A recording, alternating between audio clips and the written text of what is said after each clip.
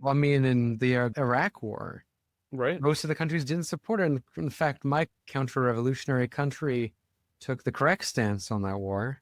Your Not country, because it's counter-revolutionary, but because a broken clock is right twice a day. I don't think Yeah. America as a revolutionary state. I think that's long in the past. I think it's long Well, into. wait and see, my man. Wait and see. In the time that we've been speaking, I know what you're about to say. Donald Trump has proposed that the U.S. take over the Gaza Strip, I just looked at it literally on my phone open here. right? Mm-hmm. And Netanyahu was there with Oh, a yes. dirty evil smile. Oh, yes. Seems to I me understand. like is proof of the kind of yes, the goal of Israel is to ethnically cleanse Gaza so that it can take it over. What we just talked about in the public segment, did what you say about Trump's potential peacekeeping, did that age like milk? No. So, no, I mean, this is a problem. Meaning, this is Trump proposing the ethnic cleansing of Gaza? Or is it not? Meaning he is saying the people of Gaza will not go back because they have no place to go back to. So it's pretty unambiguous. However, let's just see what this means. Because he says that he's going to rebuild it for the people of the region. That's pretty ambiguous. Well, what's the goal of the United States? In other words, what if everyone in Gaza went to the West Bank? Well, yeah, West Bank is occupied. Right? But what does that do to the two-state solution? Well, they might try a two-state solution under conditions that really favor Israel. Well, that's been the case for a long time. Sure, but this is a very blatant case where Palestinians are not even gaining a compromise; they're losing more. So the question is there going to be a Palestinian state? That's the question, right? In other words, we're living through an important moment. The last 75 years might be irrelevant. I don't know. I do see the way I can't help but see it as, regardless of what if Trump cares about Israeli hegemony. Look at what's in this violence, Yeah, like you've had the last 100 years of violence. That's what he said. He said nobody wants that. But that's the thing. I just don't take him. I don't think he. No, it's not about the sentiment. He's just saying, okay, after October 7th, there's no going back. I think you're way too charitable. It's not about charitability. It's about how do you read the situation. So the read of the situation to me is probably the United States won't go for it because does the U.S. want to take responsibility for the fate of the Palestinians in Gaza? Probably not. That's what he's offering to do. Take responsibility, meaning every death of any Palestinian after that point would be on the U.S. You're listening to One Dime Radio. Become a patron at patreon.com/onedime to support the show and get access to extra content. We think that ideology is something blurring, confusing our straight view. Ideology should be glasses which distort our view. And the critique of ideology should be the opposite. Like you take off the glasses so that you can finally see the way things really are. When you talk about a revolution, most people think violence without realizing that the real content of any kind of revolutionary thrust lies in the principles and the goals that you're striving for, not in the way you reach them.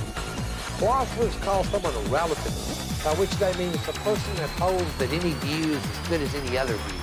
My simple response to that is this: no one holds that view. No one believes that every view is as good as every other view.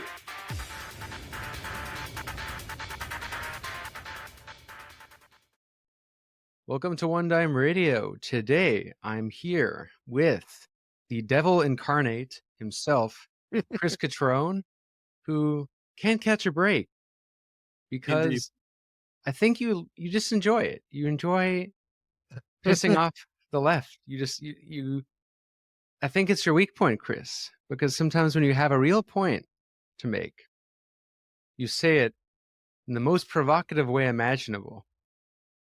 So we're going to talk about one of those provocative things, which is your recent Compact article on why not Greenland, I believe it was called, which was on Trump's proposal to basically make Greenland and Canada part of the United States, flirting with the idea of Canada becoming a 51st state.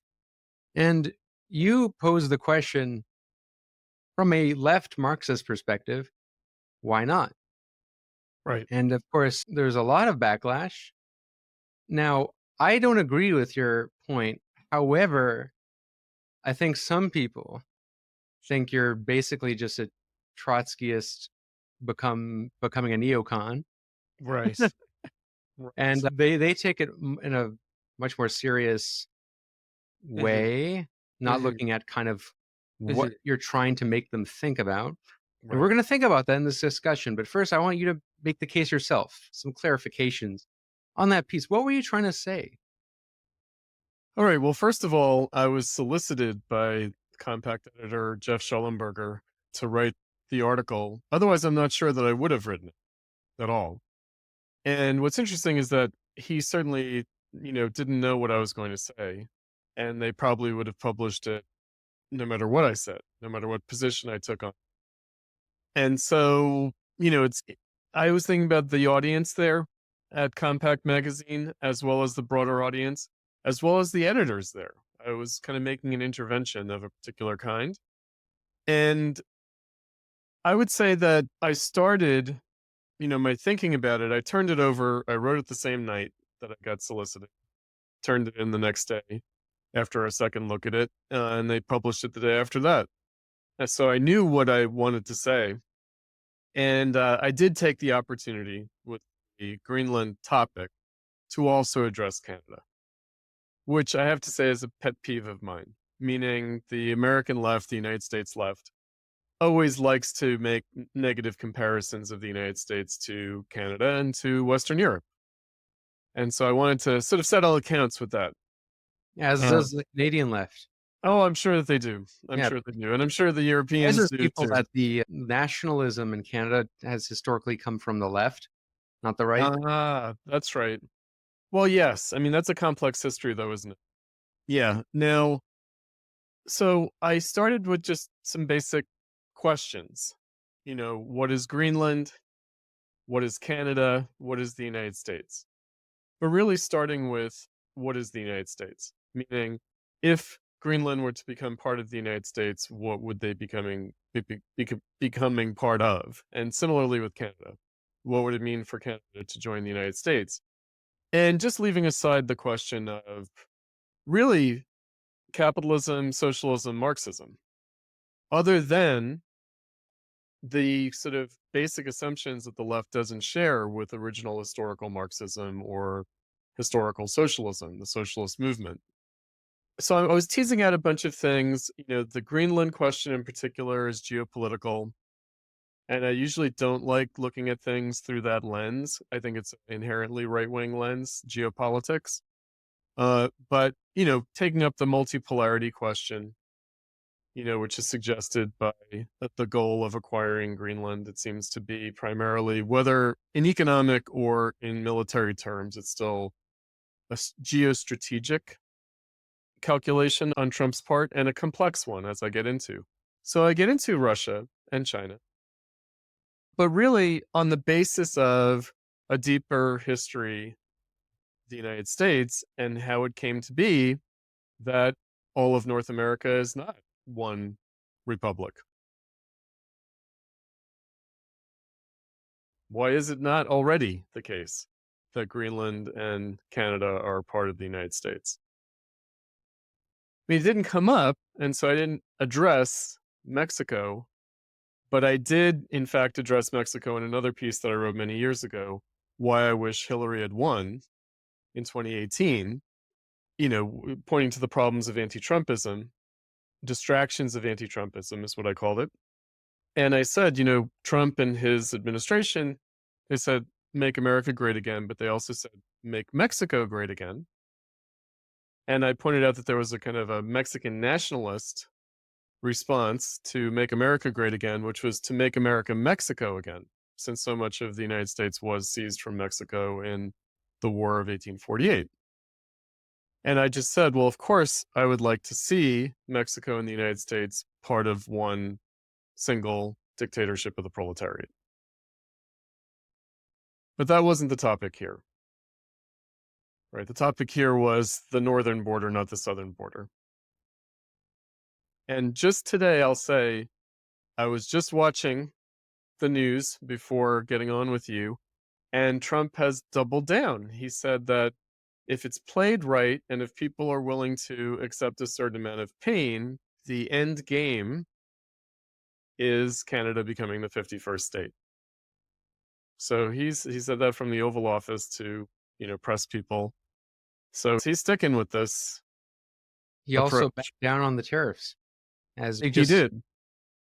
He did. So, I mean, there are two ways of looking at it. One is that he opened negotiation with both Mexico and Canada with the tariffs, which are now on hold, on pause. And both Trudeau and Sheinbaum have said that they will beef up their side of policing the border with the United States, specifically with regards to drug smuggling. And so I don't know who caved, right? But it's an opening gambit. But it's interesting that, today, Tuesday after the Saturday tariff signing, Trump is saying that his goal, and that if things are played properly, is still Canada as the 51st state. Now, do you know that Bernie Sanders has said that he welcomes Canada becoming the 51st state if it means bringing the Canadian healthcare system to the United States? Did you say that recently? Yeah. As a joke or serious? It's a joke, but it's not a joke, right? Because I will also say, when I watch Fox News, the Fox News pundits say, we don't want Canada to become part of the United States because it would mean taking on board the Canadian healthcare system, which we don't want to do. So there you have it. Because indeed, I've always said that a national healthcare system in the United States is much more likely under Trump than under the Democrats or the Republicans, of course.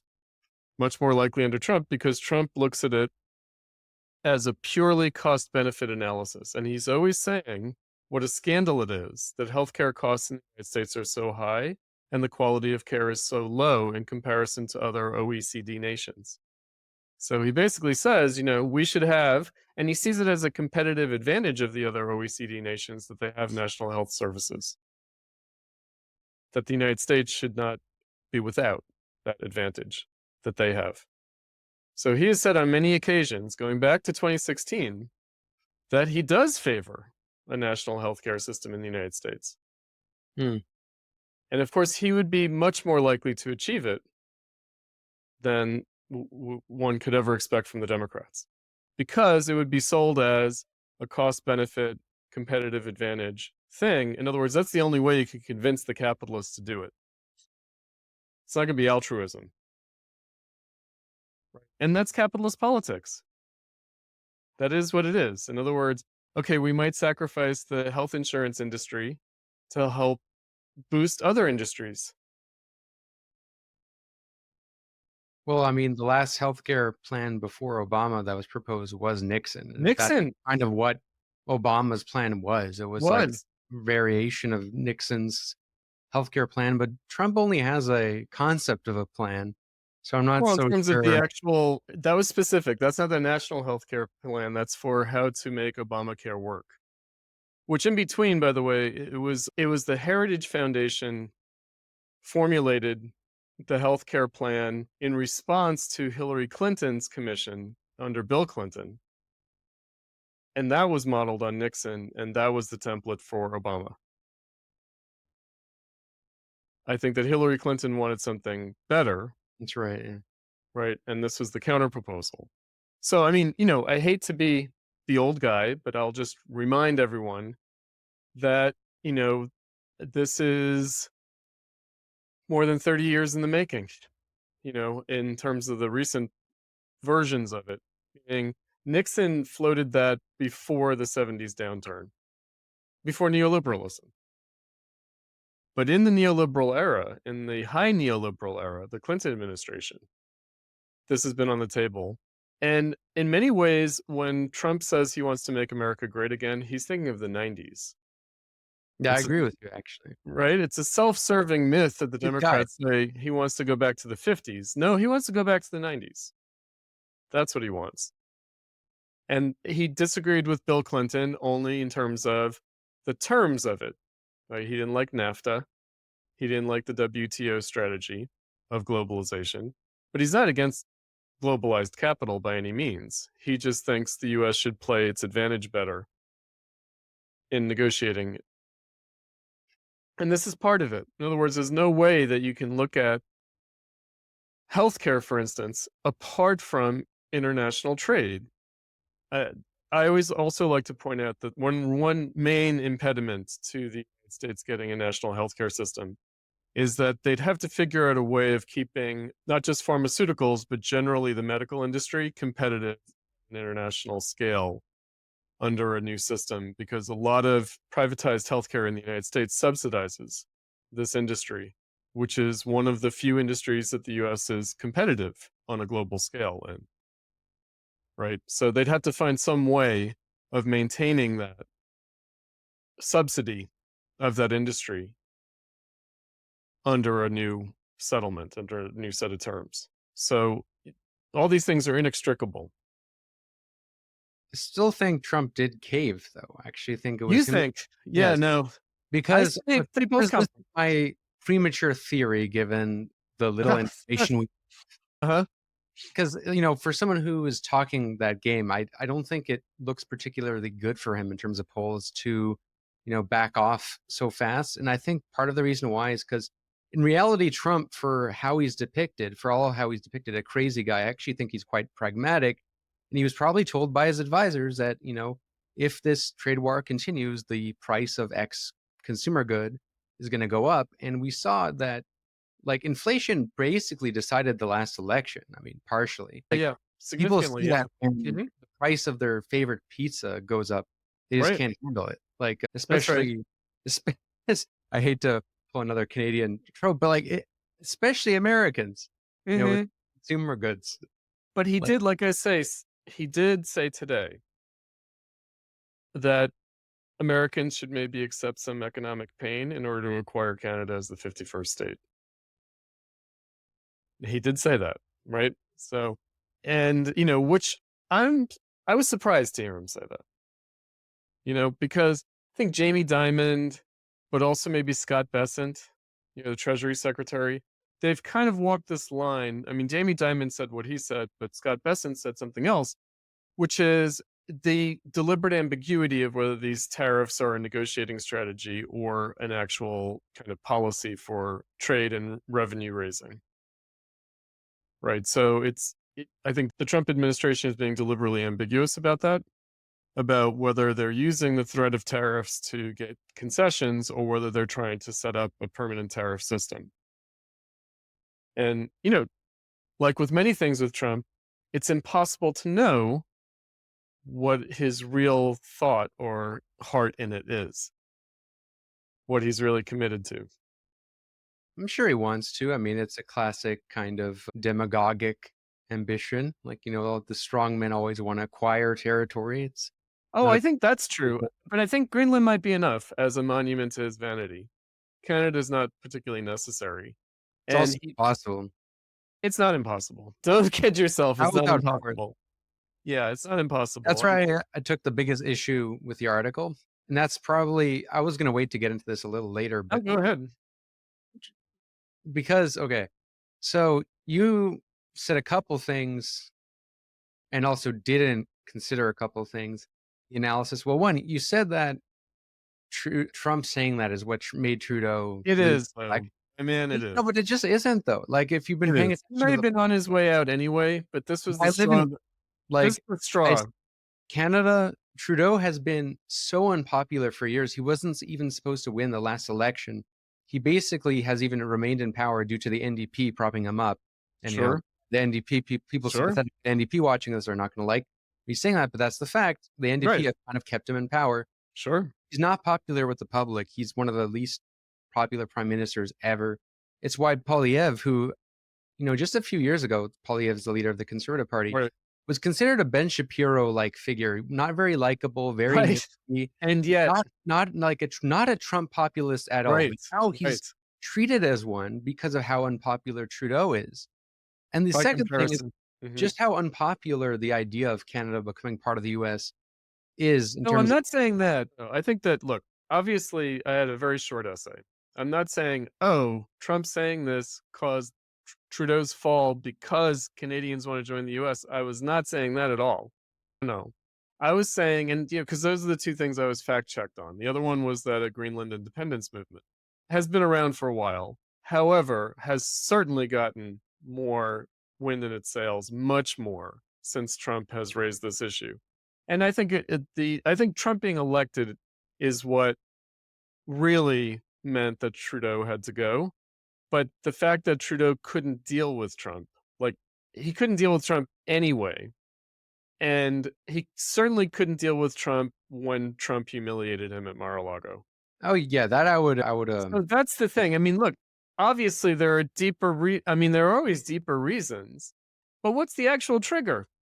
And it wasn't it the finance minister who had a disagreement with Trudeau over how to respond to Trump's tariffs? I mean, that is the Yeah. precipitating cause. It is. It was actually over the debt, but that's what our disagreement was. But it's also more because he demoted her. And Right. that was a huge blow to her because she had stuck with him despite disagreeing with him, kind of on the presumption she was going to be like the successor. And to have that happen was like a huge ego blow. So of course. she was like, okay, if you're going to take me down, I'm going to take you down with take me. you down with me. Yeah, yeah. I mean, I think that the thing is, so let's talk, I'll just note that the question of the debt being tied to U.S. potential tariffs tells us a lot about Canada existentially, doesn't it? I don't think so. You The debt's a don't. non-issue in Canada. It's a non-issue in America But too. then, well, it's a non-issue in the United States in a different way because the U.S. sells treasury bills to the world and people buy them. But that's okay. That's why Oh, the come on. MMT episode before. Canada's not the global minotaur, to use Yanis Varoufakis' phrase. Canada is not. It's second fiddle, maybe, in that framework to the United States, but the United States is the global minotaur. Yeah, but bonds aren't used to actually fund anything. That's the kind of separate thing. Bonds are just savings accounts that allow people to save money. Of course. No, I understand. Yeah. I understand. It's not. I think the I'm debt's from the US. not an issue, but it's more because of like the fact of I see it as perception because people view the debt Mhm. as tied to inflation, and inflation's Mhm. the real issue. The debt's not Oh, actually an right. issue, but inflation is an issue. So No, it's I mean, it's monetary Yeah. policy and taxation policy. It's all sorts of things. It's budgetary policy. It's bound up. In other words, yeah, when people talk about like sovereign debt or budgetary, debt, like deficit spending, they're really, there's a whole lot packed into that. Of course. Right. And it's demagogued. And of course, it's demagogued in certain ways. And so, in other words, they don't care about the debt until they decide that they do care about the debt, and it is demagogy. Mhm. I agree. Of course. Yeah. So with the other main thing is also like the practicality of it all seems to make no sense to me. Makes Just no because- sense. Of course, because it would take a revolution. Well, it's like, look, Yeah. I think that's why I want to maybe Yeah. go into like the ideology behind your whole case because it's kind of on the presumption that America is the revolutionary state, or at least was. Presumption, it's a fact. Well, it was. It is. What? Whether it still is, we can. Well, I think we'll debate that. I think we'll debate Yeah, that. we can debate that. But- I'll just point to one thing in particular. Hmm. Bill of Rights. Yeah, but America also has a deep state that totally violates that. So is it still really? Canada doesn't have a deep state. No, it has an administrative state, but it doesn't have a state that It doesn't have, violates an the imperialist the democratic like, intelligence apparatus, repressive apparatus. Of course, Canada. No, that's okay. If we're gonna get technical into that, Yeah, I mean that's I what see we're the- talking I about. see the deep state as a creation of the Cold War. Like that's how a lot of the scholars of the deep state, like Peter Dale Scott, see it as it's not just like the administrative state or the repressive state apparatus. It's a fragment of the intelligence apparatus that can act separately without Oh, I the see what you approval mean. of the Oh, you elect. mean the original Turkish definition? Yes. No, of course, but we're past that now. In other words, it's come to signify more than that. So it has its origins in terms of, a repressive state escapes any kind of political control and is contrary to democracy in a very sharp way, right? But we're not just talking about that now, right? We are talking about the administrative state. So here in the United States, I'll just say, ever since Trump emerged on the scene, and maybe even before that, with the Great Recession and calls for a New Deal, many people have been digging back into American history. I wrote an article on the Gilded Age that I mentioned. It's Glenn Beck, talking about Hillary and Trump as being Theodore Roosevelt and Woodrow Wilson. And, so basically what he said was that Trump was Theodore Roosevelt and Hillary Clinton was Woodrow Wilson because Woodrow Wilson put his political enemies in jail. Right? So it was pretty prophetic in terms of the Democrats. But it goes back to that, right? And so, and obviously that got a huge boost in World War I and in the aftermath. And of course, another big boost in World War II. And not merely through FDR's New Deal. So the dark side of the administrative state has been on people's radar. And not that I want to, I'm not endorsing Glenn Beck's views, but, these sort of, right-wing oracles, or whatever you want to call them, pundits, they have their fever dreams and they're like, Woodrow Wilson, Yes. Yeah. and there's something there. There is No, something absolutely. there. Right. So when, if we're talking about when and how have liberal democracy, has it been betrayed in American history?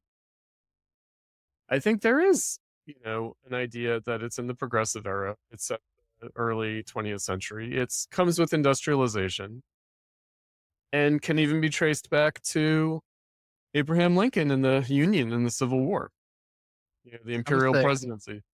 Some say it could be traced to the Constitution, but Of course, but that would just be to be anachronistic, because I think it doesn't appreciate just how much did change in the Civil War and subsequently in the progressive era.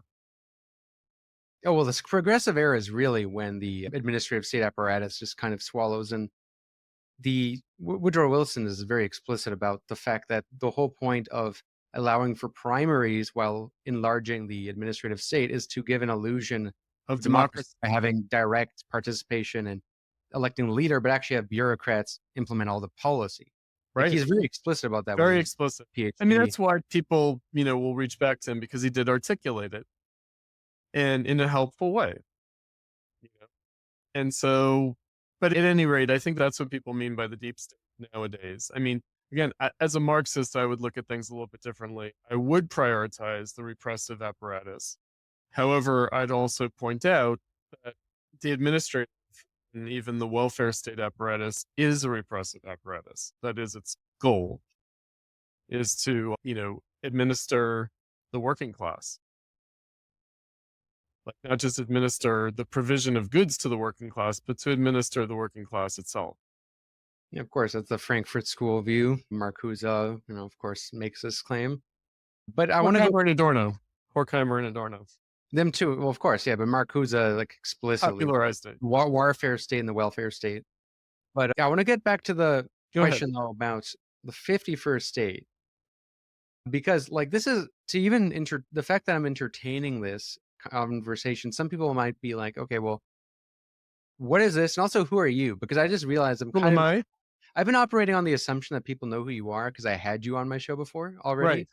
Who But am I? maybe for people who are just clicking this because of the topic and the title, why should people care, right? Because, while I have my disagreements with you, I think it's worth spelling out, your kind of credentials and, what you're about, because, or else why would I think you're worth listening to? Right. That's why. Right. Okay, so just to give some background on me, I mean, there are two different backgrounds. I can give my leftist activist background and I can give my academic background. I So my think Adolf Reed, Moish Pistone, like that is helpful. yes, that's Yeah. right. So right, so I have formal and informal academic background. So I would say one of my earliest mentors on the left was Adolf Reed, whose son I went to school with at Hampshire College, and whose colleagues I studied with at Hampshire College. And he was at Yale when I was at Hampshire, so he was close by, and we corresponded, talked on the phone, met in person. And then we both moved to Chicago after I graduated college. We both happened to relocate to Chicago. And so we got to know each other very well here in Chicago in the 90s. So he was there. I was already a Marxist by the time I met Adolf Reed. I had considered myself a Marxist in high school as an activist around issues like Central American solidarity and anti-apartheid. Those are the big issues of the 80s. And I was, for a few years in college, part of the youth group of the Spartacist League, Trotskyist group, that's sort of known for being polemical, provocative. That, unlike other groups, they don't ignore the rest of the left, critique and polemicize against them. And so they're similar to some other Trotskyists, like the Socialist Equality Party, the World Socialist website, and then also not Trotskyists, distantly related, the Communist Party of Great Britain, the Weekly Worker. Right. So there are a few organizations, at least in the Anglophone world, where people pay attention to other leftists. Most left groups don't pay attention to other leftists, which is a problem. So I have that background as well, meaning that I do take the left seriously symptomatically. And I would say Adolf Reed is someone who also is very polemical against other black leftists in particular, but against the left more generally. And then finally, Moish Pistone was an academic advisor of mine much later when I was getting my PhD, because I took some time off, a good deal of time off, 10 years off almost between college and getting my PhD. So I lived and worked for a while doing other things. So Moish, again, was someone who came in and I was happy to study with him. He was someone who had been trained by the Frankfurt School, but really after the passing of the first generation of the Frankfurt School. So when he was a PhD student, he studied in Frankfurt. He went to Germany. And so he had that background. I had an interest. I was getting my PhD in order to study the Frankfurt School, in order to study Adorno in particular, and do a dissertation, as I did, on Adorno's Marxism. So that's my kind of, general background. And then more recently, when I began my academic teaching, that coincided with the emergence of the millennial left and the anti-war movement around the war on terror. And my students enlisted me to do extracurricular teaching on the left and Marxism with them. And out of that came the Platypus Affiliated Society. And so really that focused me and disciplined me in a variety of ways, like trying to teach the millennial left about the history of Marxism. And so that, has further developed my understanding and also my kind of prioritization of things at a theoretical, but also at a historical level. Just dealing with what has come up in the last 20 years on the left with young people. Like, what are the concerns that were raised by the war on terror, the Great Recession, and, things like Occupy Wall Street, the Arab Spring, the Squares movement, the rise of a kind of neo-social democracy before, but blending into the rise of Jeremy Corbyn and Bernie Sanders. And then, of course, the Trump phenomenon of almost the last 10 years already. So I've kind of been focused on trying to provide a framework theoretically and historically for understanding current events and how the left tends to respond to current events. And so that's become my kind of public self as opposed to my academic self. I mean, if there hadn't been a millennial left, I would have just been someone who taught Marxism at an academic level and not entered the public sphere with it the way I have. But when I did, I had some models. And I would say, an important model was Adorno, who's my other teacher, but my, posthumous teacher, his kind of essayism, but also Adolf Reed, who I knew very well when he was writing the kind of journalistic articles, the critiques that he wrote collected in a book called Class Notes. Yes. So we were most close, friendship wise and intellectually when he was writing that stuff. And I was among a group of people that he'd circulate drafts of those articles to ahead of publishing them. So, that's, the spirit that I, kind of imbued, got from Adolf, imbued in me from Adolf, and again, more distantly, the Frankfurt School. Mm-hmm. But, Adolf now has been kind of canonized in a particular way. But when I knew him, he was an extremely controversial figure on the left who generated a great deal of hatred directed at him. And people thought his critiques were gratuitous Makes sense. and mean-spirited, right? And yet he was right. And he was doing an important duty. And that is a model for me. He's a very important thinker, and I think the reason he's less hated is because of Michael Brooks. One, because he was on the Michael Brooks show, and Michael Brooks kind of like acceptable with the left, and I think engaged in a persecution in the art of writing type of approach, which is where he would be critiquing the kind of woke stuff, the race reductionism for a long time, but he would do it in this very like measured way, which I think worked, and he would have Adolf read on, and I think that made Adolf read up.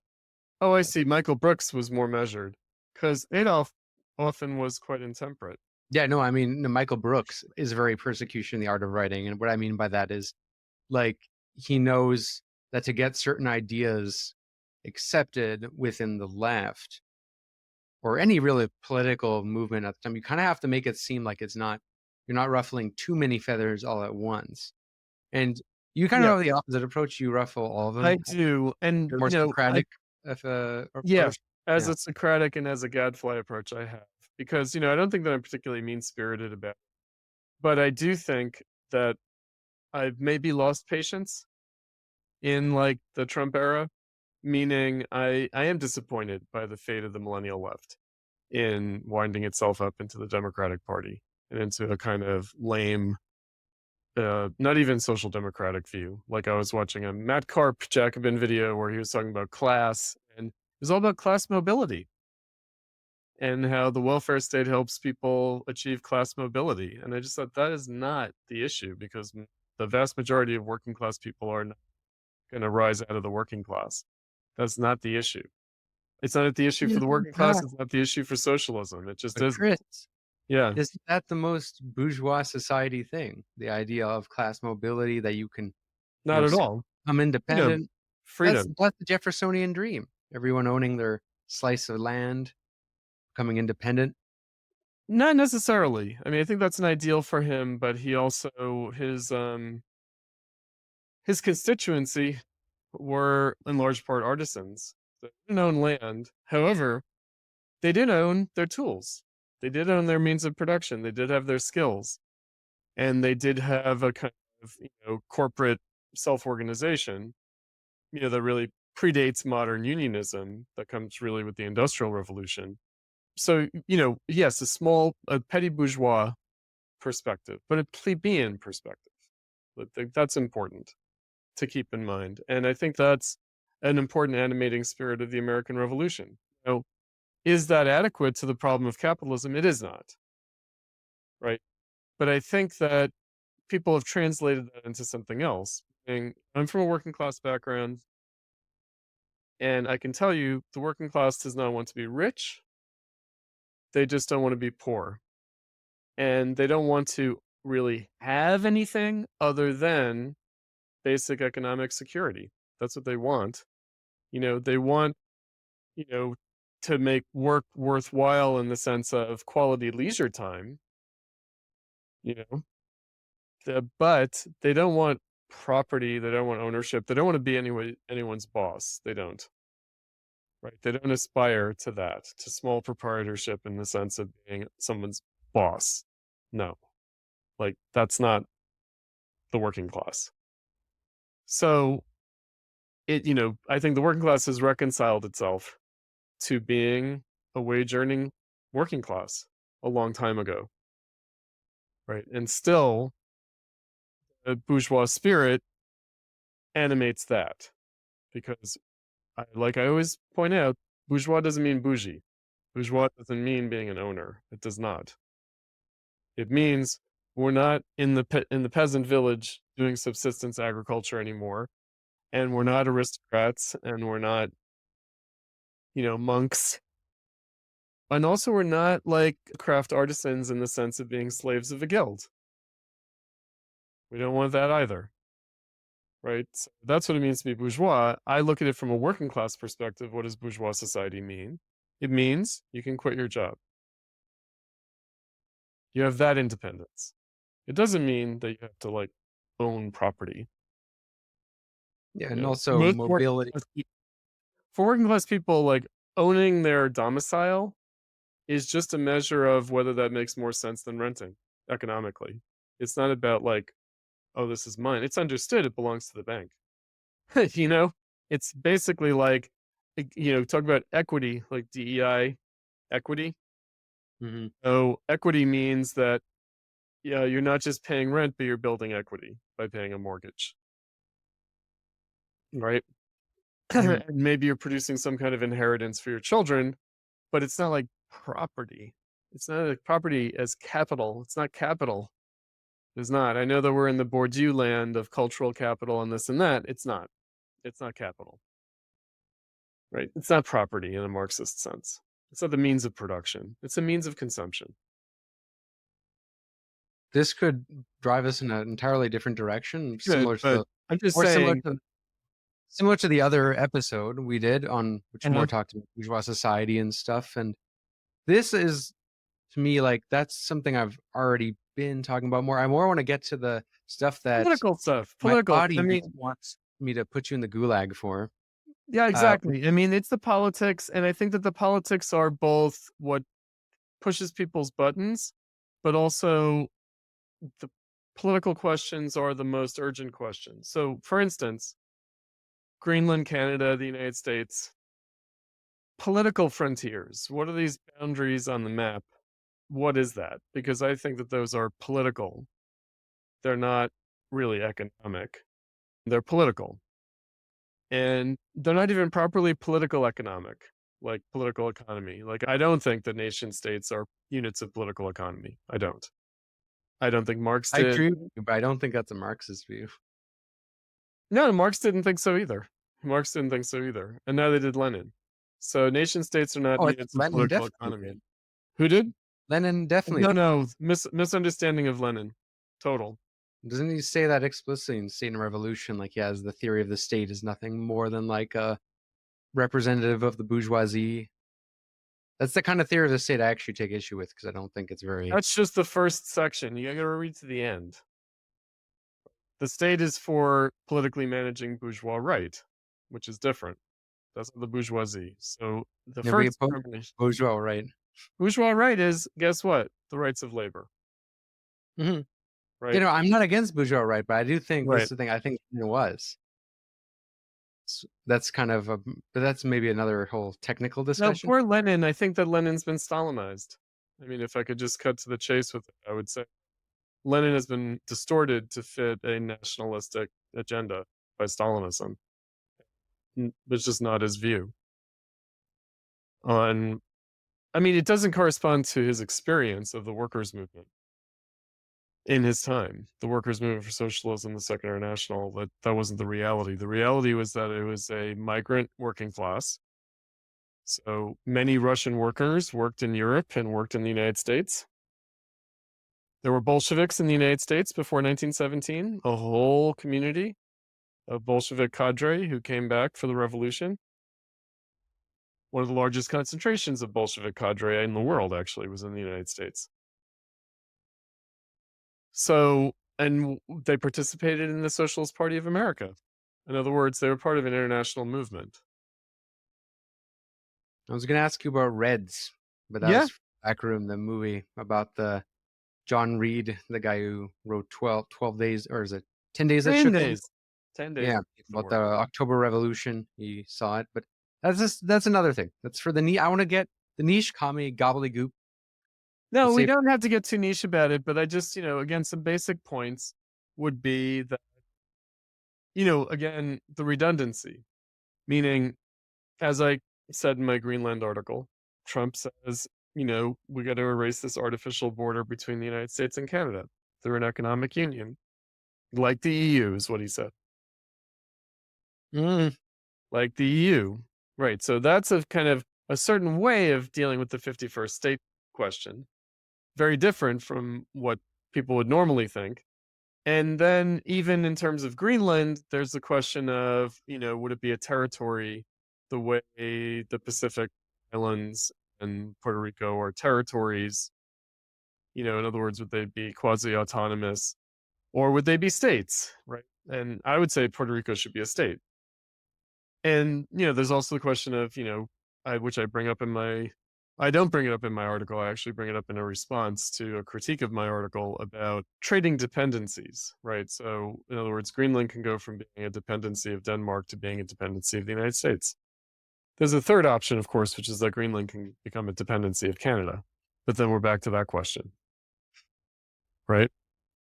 Well, okay. So with your article, the logic that I follow is basically you pose the question. I mean, why not?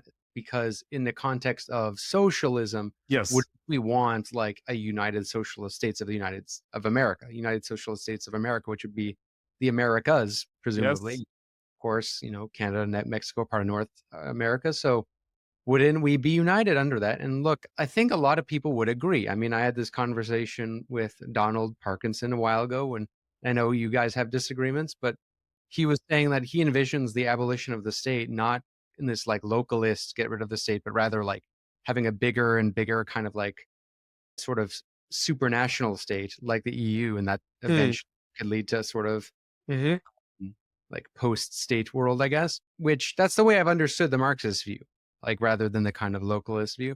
What I think people take issue is that they think, well, is this like tacit endorsement for U.S. imperialism? U.S. imperialism because the U.S. is a different kind of state than the rest. It's not a socialist state. So well, I mean, certainly it's not a socialist state, but it's also not just your garden variety capitalist state either.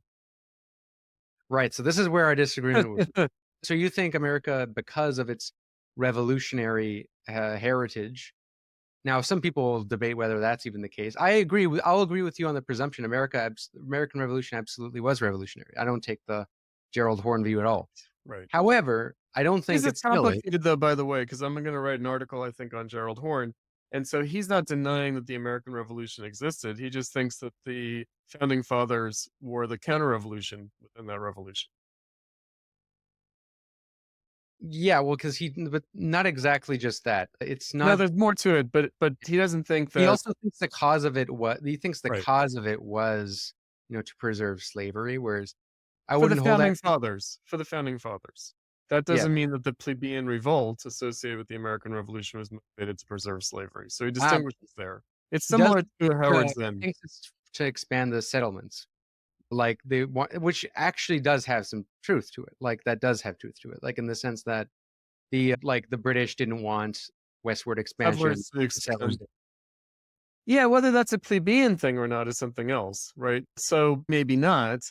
I mean, at some level, yes, but generally, I think the people who really wanted more land were more like planters, and maybe smallholder farmers, like significant property owners. But no, I mean, I was thinking that for him, there was a slave revolt within the American Revolution that the American Revolution suppressed. Mm-hmm. Right. I think that's his primary concern. Yeah. Right. Well, slave revolts in Britain that he thought that the founders thought would trigger slave revolt there, which they were responding to. That's his kind of more. Right. But that's the thing. So that's, it's a funny, so anyway, I should organize a debate between you and Gerald Horne. Maybe. I mean, I don't know if he'd want to debate me, because I've, maybe already insulted him too much through my appearance with Daniel Tutt on the Emancipations podcast recently, like earlier, like last month. Oh, yes. So, I mean, what I'd say about this, because this is actually a point that I wanted to discuss with you. I was thinking about coming in and okay, what else do I have to say about this that I haven't said already in other podcasts? And so the United States, why is the United States? Meaning the United States is the top capitalist country in the world. It amounts to 26-27% of the global economy, as opposed to China, which is 17 or 18%. And on a per capita basis, that means obviously the United States is far more powerful even than the 26 to 18% comparison would give you. And far and away, so China's the nearest, and then everything else is much, much smaller piece of the global economy. But had the United States come to be this, and this is where the Marxist view of capitalism is important, because the United States was always going to be this. So even before the American Revolution, Adam Smith observed that the US had the most dynamic economy and free polity, the self-governing of the colonies, and that he saw the center of British civilization moving from London to New York without the revolution. So the bourgeois revolutionary origins of the US as the top capitalist country can't be denied. Nonetheless, obviously, there's another side of the story. And the other side of the story is the imperialist side of the story. So there's the bourgeois revolutionary side of the story, and there's the imperialist side of the story. But these aren't just two sides of the story. They're actually inextricably bound up. Meaning, if imperialism is a function of industrial capitalism, there's still the question of why the United States was able to be the predominant industrial power that it became. And that is in its roots in the American Revolution and the unfinished business of the American Revolution, namely abolishing slavery and the Civil War. So the US really emerged as the top capitalist country after the Civil War. So again, was the Civil War a boost to freedom and emancipation in the United States, or was it a boost to capitalism? Well, of course, it was both, and inextricably so. So what I don't like is, the United States is capitalist and imperialist in the sense that capitalism and imperialism are just about force and usurpation, because it's not. Capitalism and imperialism are not just about that. If the European countries could only have acquired colonies through brute force, it could never have happened. Could never have happened. So how did it happen? It happened through an empire of trade. Right? So there are, then that's the British motto. The American motto is Empire of Liberty. So trade and liberty are not the same thing. I think that for someone like Thomas Jefferson, who had the term Empire of Liberty, he would see trade as a means to an end of freedom, not as an end in itself. Right? In the same way that Benjamin Franklin and Thomas Jefferson revised Locke's 3 inalienable rights and switched property for pursuit of happiness, because property is not a liberty, not an inalienable right. It's not an end in itself. It's a means to an end. Meaning they said, well, perhaps people will come up with a better thing than property. And perhaps we'll find a better kind of social exchange than trade, commodity production. Right? But we're not there yet. But we shouldn't give up on that possibility. That's what socialism means, right? Socialism means that we can have, an open-ended pursuit of happiness that isn't bound to property rights, and a form of human cooperation that isn't about trade in commodities. And capitalism is already that. Yeah. Right. So I actually agree with you fully on Jefferson. So this is, I don't even view the founders as a homogeneous block, like, some people who want to posit the counter-revolution thesis. I do think a counter-revolution happened against the more democratic elements, because, that part of what the drafting of the Constitution just was that. I mean, we have ample evidence about, like the representation of property owners and wealthier individuals of society designing the Constitution in such a way that was kind of deliberately aimed to suppress the more democratic element, being Congress, which is the most radical democratic part. But still, I mean, historically, America was the most democratic society in the world at that time, even after the Constitution. And I for think, a long time afterwards. Yes, yeah, absolutely. In terms of suffrage, I do think that a lot of that's material conditions, though, because of the fact that there was just so much land where like property qualifications didn't mean much, so they've just got rid of them over time. They got rid of them. They probably would have gotten rid of them. There's a long history to that. In the northern states, for example, soon into the aftermath of the constitutional order. So they abolished slavery, but then they also opened suffrage. Again, that's a difference. I mean, it's still the case. It's very bizarre in the United States how, for instance, in the election for the president, it really is state by state. It's the Electoral College. There are different laws governing voting in each state. And not only that, but each county in each state has its own methods of conducting elections. Right. And that's because originally the Electoral College, it wasn't supposed to be the people who voted for the president. It was supposed to be the people elected delegates, and the delegates independently voted for the president, which, You know what the other reason for it is? that does say something about the founders. I mean, No, it's framers, because to be specific. they because- thought that local democracy was more important. In other words, they thought local government had more direct bearing and concern than national government. And they had good reason to believe that, meaning they thought the role of the national government was limited, as it was back then. became Right. much more stronger after the Constitution, but that's a whole other debate. but, You know, like, so I will say Jefferson is the radical, and always Hamilton wanted a national debt to keep the U.S. economically tied to Britain. And he thought it was essential for American society that the U.S. government have a national debt. Also for democratic reasons. I mean, there are all sorts of things bound up in this about, the government having a debtor relationship to society as a creditor, and the acknowledgement that the United States had to be in a kind of debtor-creditor relationship with the UK, even though they had achieved political independence from them. And that was actually core to the conception of civil liberty, right? That responsible government, we could put it that way, right? That you can't have a responsible government if you don't have economic power over the government, like some kind of economic power over the government. And again, Jefferson was not so keen on that. He saw the liability of that more than the advantage of that, especially in the context of the French Revolution, because that's the real thing. Yep. And I mean, he was in France when they were drafting the Constitution. Like, he didn't participate in it. Neither did Thomas Paine, of course. And I think many would consider Paine and Jefferson the more radical The wings. left. Because, I mean, they would talk about democracy positively, Yes. whereas the other founders absolutely did not. They were much more reluctant about it. Republican. I mean, it's an interesting thing. So I would just say about democracy, I mean, I'd say two things. So suffrage, right? So suffrage throughout the world at the time of the American Revolution was not universal, and it was actually shockingly restricted.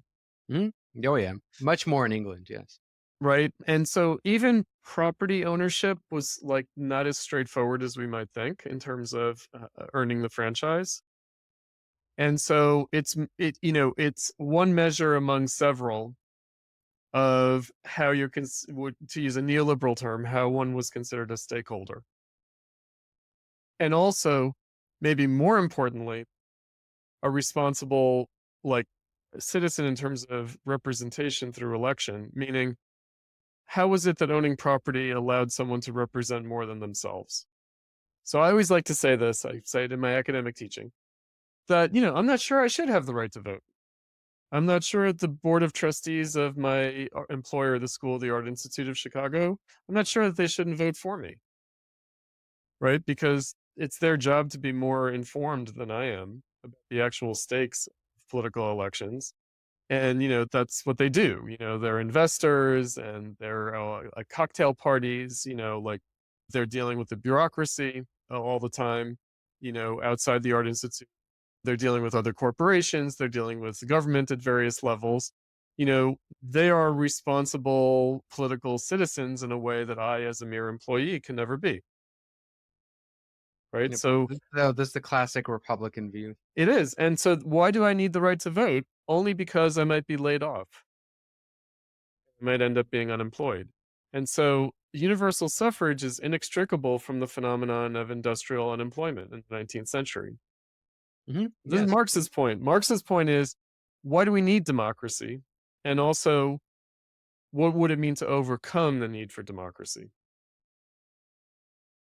In other Well, words, it's the what proletariat who wins the battle of democracy, right? Like that's the battle whole. of democracies in order to be able to transcend democracy, which again everyone thinks is like Pol Pot or something. I don't know. I don't know what people Well, think. they've used it in that way. To be fair, It's been used that way, although I would I, say I that think Lenin even planted those seeds, even if he didn't intend to, by kind of dissolving the Constituent Assembly on the basis oh that their sure, democracy was the Soviet democracy. And I actually think he did believe in the workers' councils. I think he did. Oh yeah, genuine, but I mean that was a very that kind of set a blueprint for Stalinism. It absolutely did because the to other like side of it though, Tony, is that like it's not a big step for Lenin to say suppress the Constituent Assembly on the basis of it not being true democracy, it being right. bourgeois democracy. For Stalin to then say, what does democracy mean if you don't have food on the table? And then That's demagogy though on Stalin's part, but I would just say that China today, the Soviet Union historically, North Korea, Cuba, Vietnam,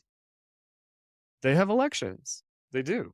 And they have a lot of participatory democracy. In the Soviet Union, they still had workers' councils.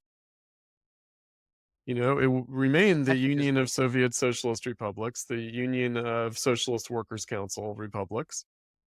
And, again, we can say, oh, well, that was a joke. The only reason that it was a joke is that they didn't have a political liberalism competition between parties. Because it was a one-party state, we don't take its democracy seriously. But I can tell you at a formal level, they did take democracy very seriously. It wasn't just a empty Yeah, they ritual claimed to be ceremony. democracy. Huh? I They mean, did. They were that, people's democracies. that's the kind of thing I think this is like the whole point. Like this is a whole other conversation. But I mean, this is part of what I think is the biggest flaw in a lot of Marxist critiques of democracy is they critique it on the basis of liberal democracy being, that it doesn't really represent the will of the people. But like that was never the point. Liberal democracy was always about the dispersion of power. It was, and I think that Marxism didn't disagree with that. In other words, the dictatorship of the proletariat was meant to be transitory. And I always like to point out that if I were to, call up the Politburo of the Chinese Communist Party right now and say, comrades, what are you doing over there? They would say, dictatorship of the proletariat. What are you doing over there, Comrade Cutrone? This meaningless podcasting. Right? And, so they would claim to be the dictatorship of the proletariat. They wouldn't claim to be socialist or communist.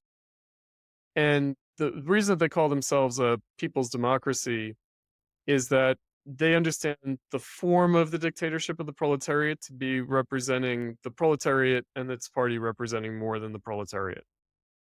Right, that's why it's a people's democracy. So it's supposed to represent the petty bourgeoisie and the national capitalists and the peasants. So it's the dictatorship of the proletariat under Chinese conditions, which means that you need a broader base, right? And, you can't really question that, right? So the main thing to question, because all those people have been represented politically, and again, in a very participatory way, much more participatory than the United States and Canada. Well, I would say China's a different case than the Soviet Union because they really do have competitive democracy at the local and provincial levels. Yes. But I think the Soviet Union, I mean, you can't really say that you would get No, they did. People collectivization. They rose through election. They did. Tractor drivers became Soviet premiers. No, absolutely. I mean, Cuba Right? still has that. I've said this as a kind of defense of it. Like my critique usually of those projects is not so much that like, oh, they were like, we have more democracy, but what we do have is more liberty. Here. Like that's the big difference because Here. like, yes, Civil absolutely. liberty. Because Civil like, liberty. I mean, and that's the thing. Without the liberty, how do you really have freedom? Canada made my man Canada. The problem is you lack liberty in comparison to the United States. Meaning, do you have the First Amendment and the Second Amendment and the Fourth Amendment? You do not. Yeah, but what does that mean if during the Red Scare, both governments of Canada and the U.S. were able to just deport communists? Oh, well, that was an injustice. In other words, that was clearly an injustice. That was a low-level civil war. I mean, that was clearly, that's controversial. In other words, in the very terms, that remains a controversial thing. Nobody looks back on it and says that was justified and we should be proud of that. They don't, right? It's a stain. So, but liberty is important, civil liberty. And not only now, but even in the dictatorship of the proletariat. And certainly in socialism, right? So the dictatorship of the proletariat might involve abrogation of civil social liberty for contingent emergency political reasons, the way Marx understood dictatorship in the ancient Roman Republic sense. But no, it's not supposed to be like a new, it's supposed to be a state that's immediately withering away. And it's not supposed to be a party state. The party is supposed to wither away faster than the state. The party is just to make the revolution. After the revolution, the party is superfluous.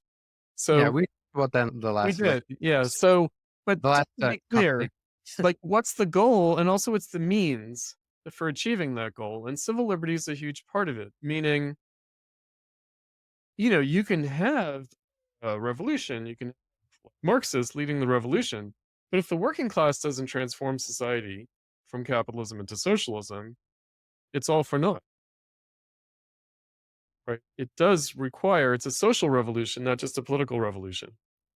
It requires the working class to actually make the transition from capitalism to socialism. It's not supposed to be some technocratic policy thing.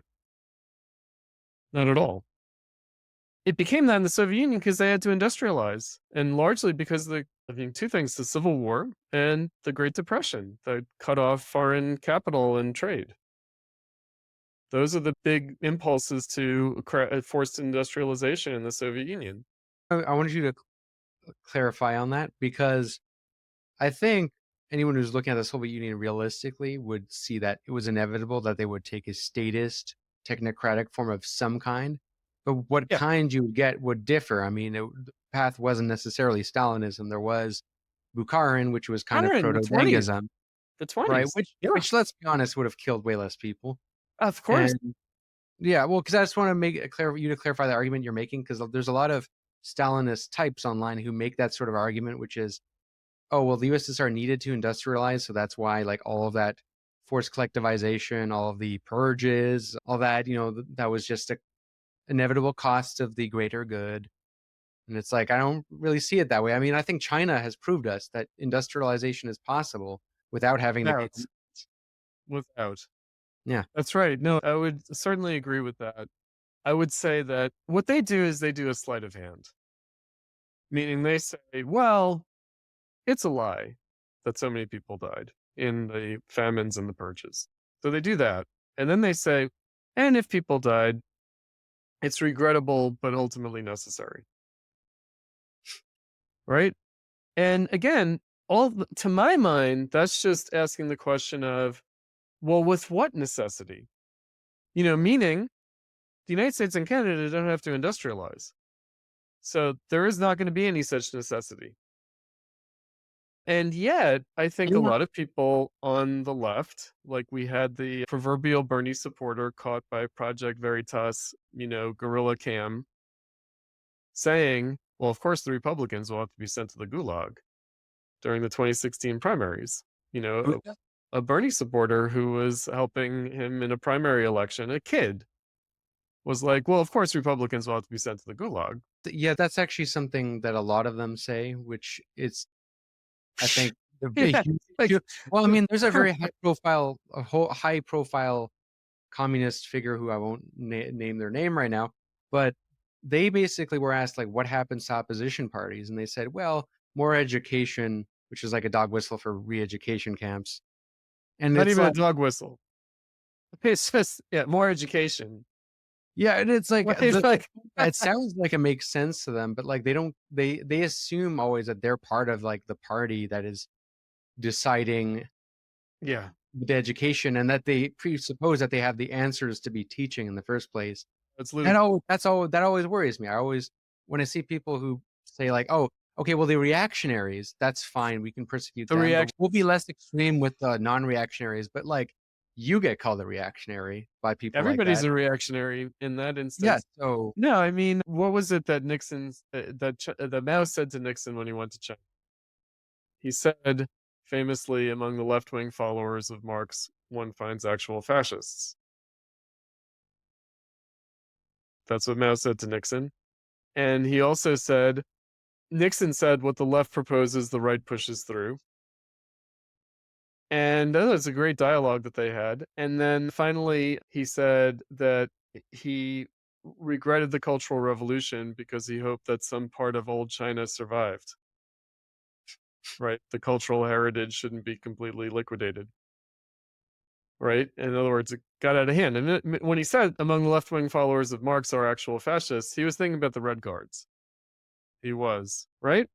Yes. So Authoritarianism. absolutely. Anarcho-Stalinism.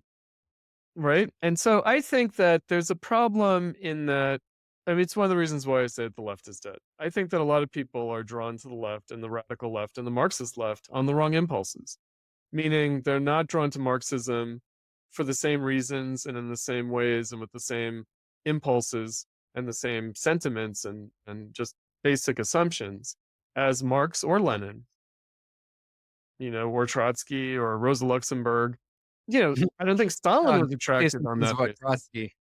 I don't think Stalin himself was attracted on that basis to become a Marxist. I don't, right? Because I don't think that's the appeal. But now it is. In other words, because there are two aspects of it. One is that the Republicans and the Tea Party people called Obama a socialist. And so the millennials were like, yeah, we're socialists in the way that Obama's a socialist. There's that. But then there's this other kind of madness, which is the alt-right, which is that the Democrats are communists. And then the left, the young people are like, yeah, and we want to be communists. Like, yes, we want to do the Mao Long March. Yes, we do want to do the Red Guard type stuff. Yes. And then you have poor Donald Trump, who just adopts the lingo. And you might have heard me say this before, but I love this. When he said that Bernie's a socialist, we can disagree with him, but at least his heart is in the right place. But Kamala is a communist. And those people just have to be defeated. And what he meant by that was not that she was to the left of Bernie or anything like that or more extreme. He meant that she was just a soulless apparatchik, only interested in power. Whereas Bernie actually stood for principles, and we can even agree with him on a lot of things, and we can disagree with him over how to get there. But Kamala doesn't believe in anything. She only believes in her own power as an apparatchik. And that's what communism means to people. Now, of course, the left who call themselves communists don't believe that, at least not outwardly. They believe that they're doing, people's war, social justice, this kind of thing. But maybe in their heart of hearts, they do desire to be the apparatchik. Well, there's some truth to that, I will say, because, I did this when I was actually defending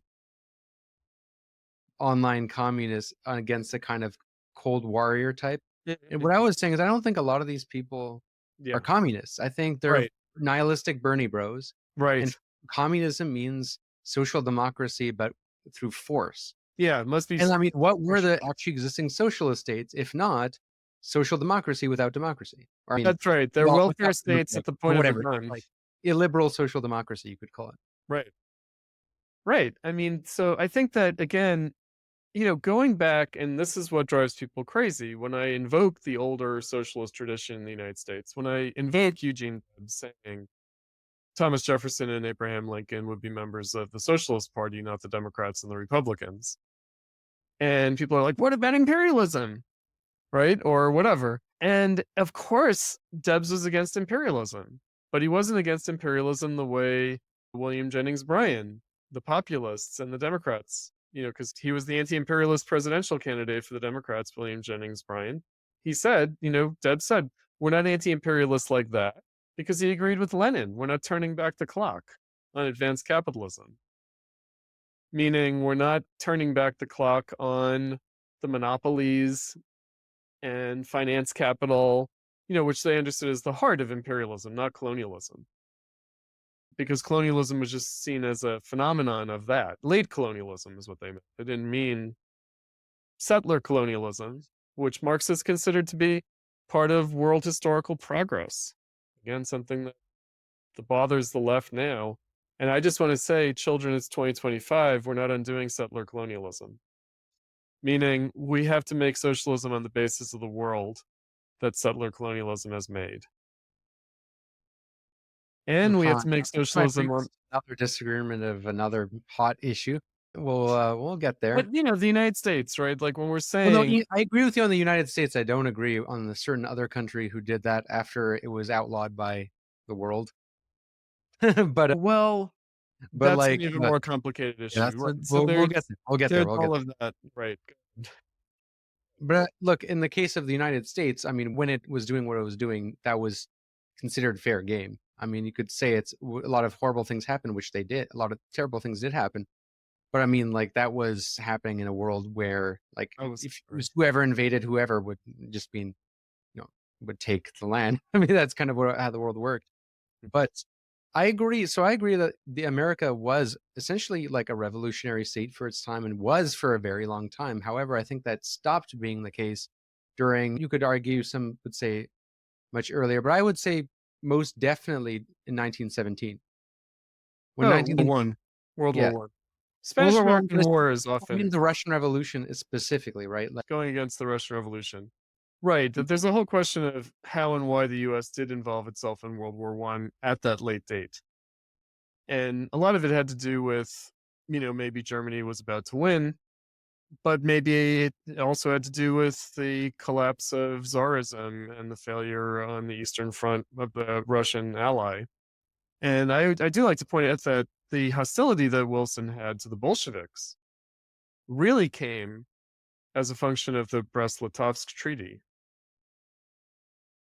And even then was not like a Cold War hostility.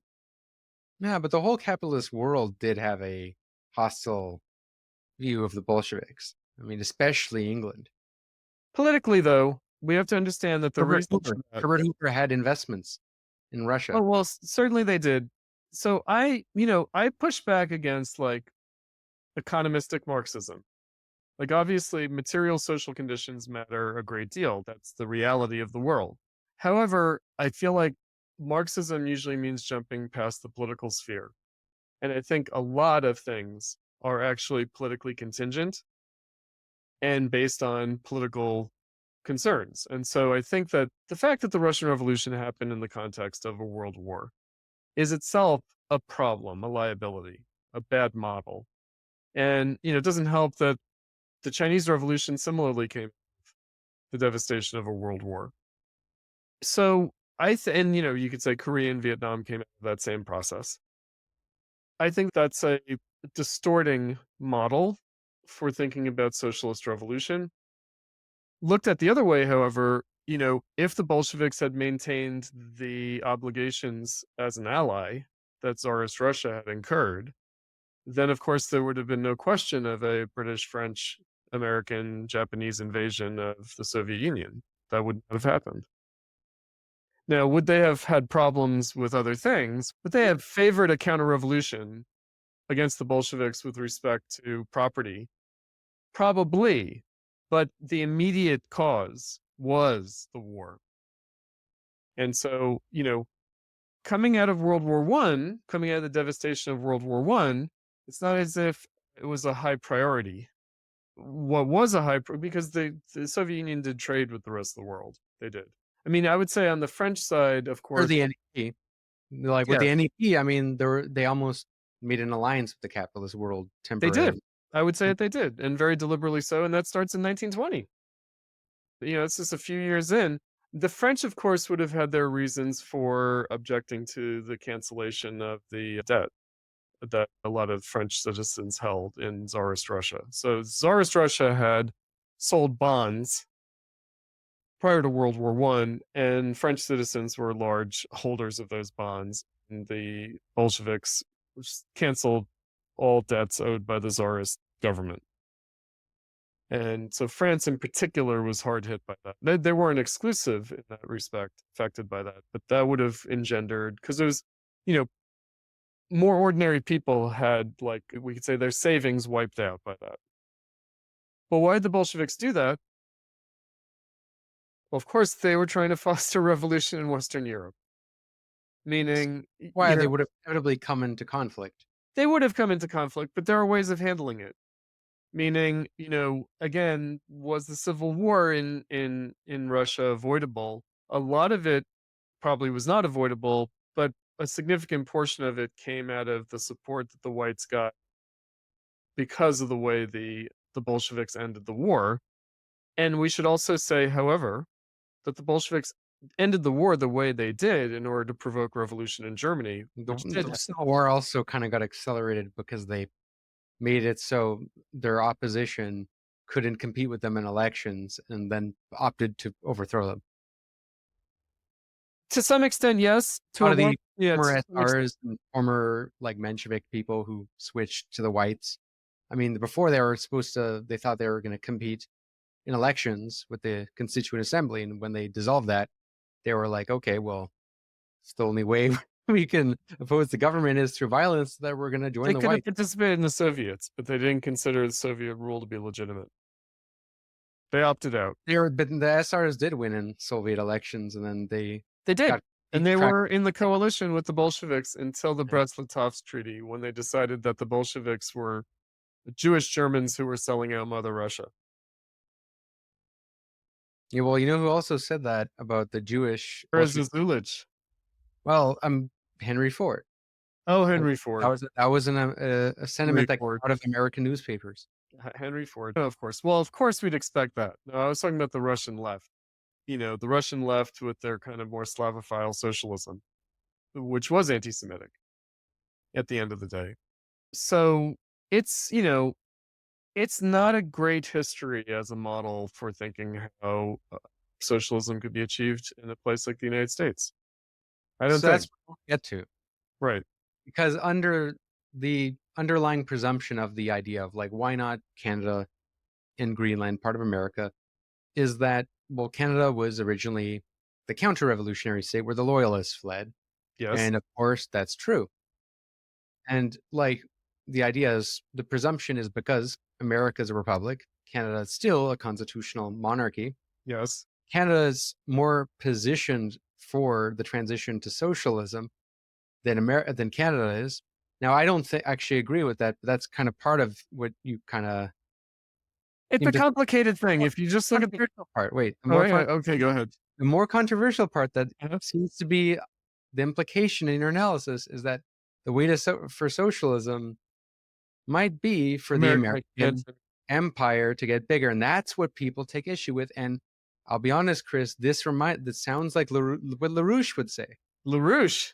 At one I point, don't even know what LaRouche said. well, at one point, LaRouche believed that the way for socialism, because he opposed the Soviet Union, Right.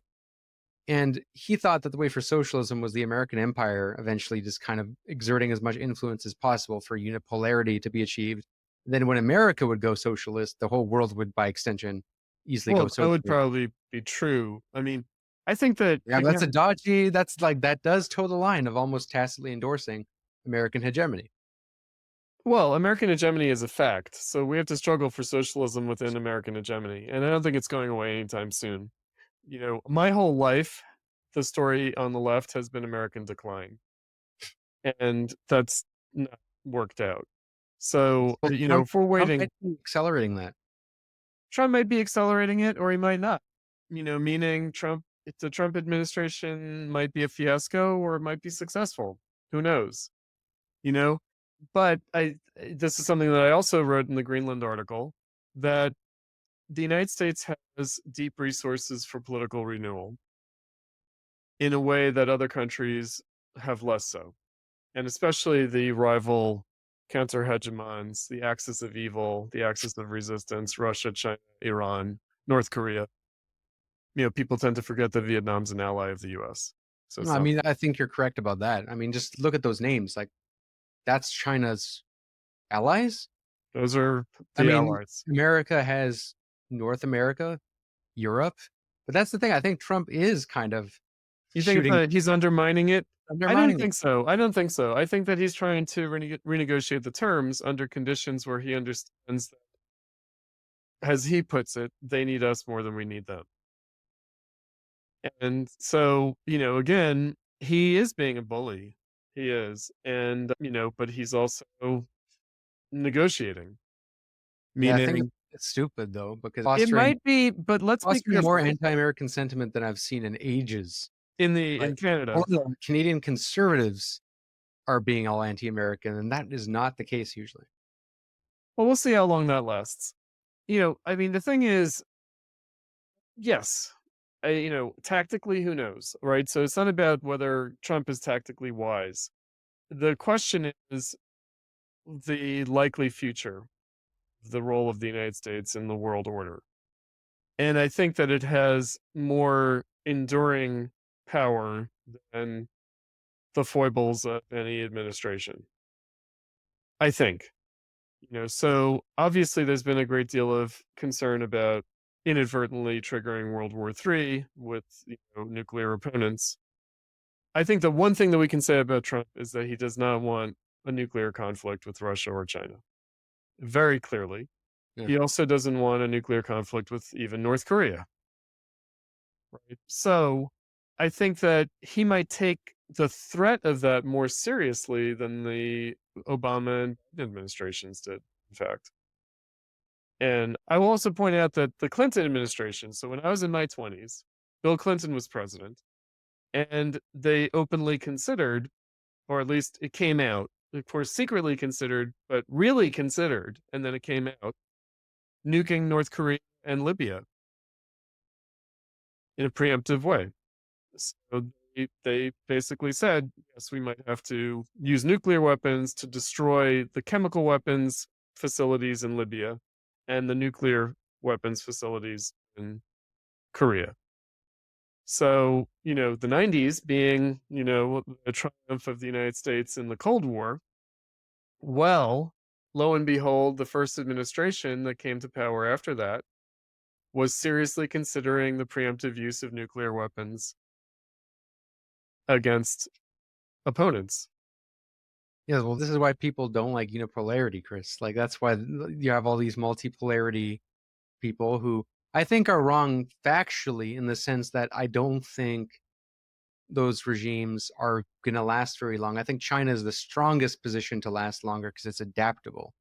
It's a kind of pragmatic sort of Even so, authoritarian state. we don't However, have countries with elections can perpetually renew their legitimacy in a way that they can other states that their legitimacy is performance based simply cannot.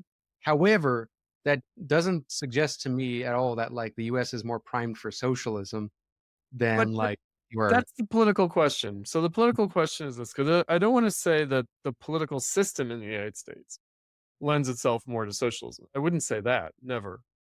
But I would say, for instance, that at least the formal, and I would say that there's substantial freedom in the United States, is a reservoir of possibility for building a socialist movement that there's less scope for in other countries. And we might even say there's a benefit to the lack of social democratic politics in the United States. That leaves open a huge terrain that is not already colonized by the capitalist parties, the way it is in Europe or I mean, again, Canada's close to the United States in this respect, meaning the NDP is not likely to ever achieve national leadership. Not this NDP, but yeah. Right? No, I mean, they have a deep 'cause- history. That's because they're stupid, and that's not because they couldn't win the support of people. Because in fact, Canada, in terms of polling, socialism is way more favorable than it is in the United States. It's just that the NDP is just the embodiment of woke liberal leftism. Yeah, it does a poor job of representing it. Exactly. I mean, there's always the question of what people think socialism is. So that, that can't be the measure. Yeah, but you know what I mean? Like, Mhm. just see someone who's favorable to socialism is more likely to kind of even consider Marxism than someone who's views socialism and communism as kind of just communism being like the logical conclusion of socialism, Well, and then not being a bad thing. Right. Right. Here's something that's been going on in the United States that I think the rest of the world, even in Canada, has not been able to appreciate, which is the deep legitimation crisis of the ruling parties. Sure. Meaning, again, I'm a Marxist. I was published in Compact magazine, which is basically conservative. It's right wing. I mean, it is a realignment journal, so it is beyond left and right, and there are other leftists, avowed leftists, who publish in Compact. It's But like post left, center right. exactly, right? And so, but there are people who would not consider themselves to be either post left or center right by any means, like Ben Burgess or Doug Lane or Christian Parenti or Christian- others. Yeah, I'm having him on the show next, actually. Yeah. Great. And who are, sticking to the faith and, maintaining their leftism. So I think that it is remarkable that even for people who are not at all socialist and who disagree with Marxism, they're open to a Marxist contribution to the political conversation at the direction of American politics, because that's how Compact understands itself. I don't understand myself that way. I'm playing the world politics game, not the American politics game. But in America, there has been an opening. And it was represented by Trump and Bernie. It was. Sure. However, partially and inadequately.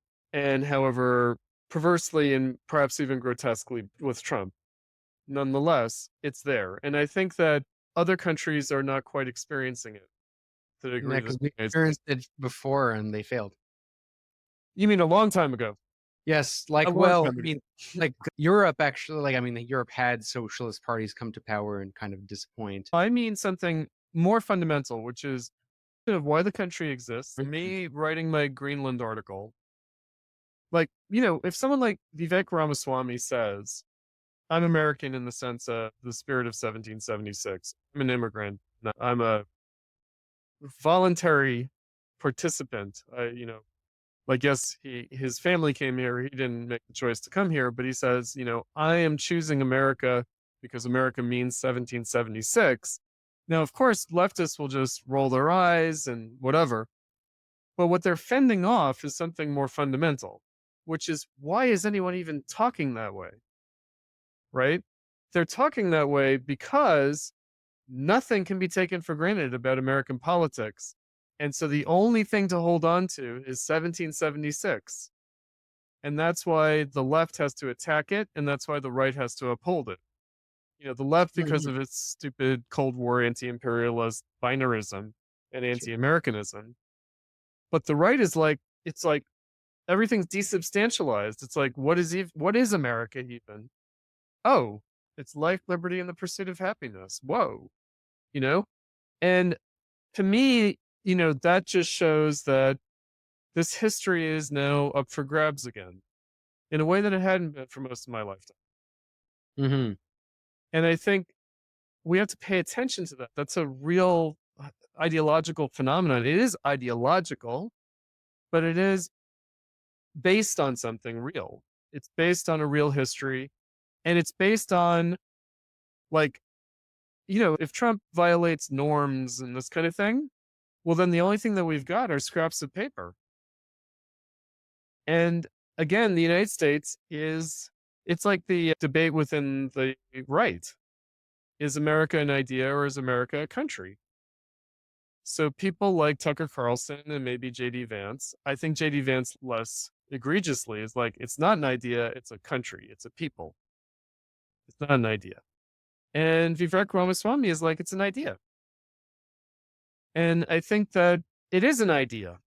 It is an idea, meaning it's a unique polity. It's not a blood and soil country. Yes, which is where I would agree with you most, in that America's most unique feature is that it was the first country, if not the only country aside from France, but although it's kind of, to be founded explicitly on ideas, not a race.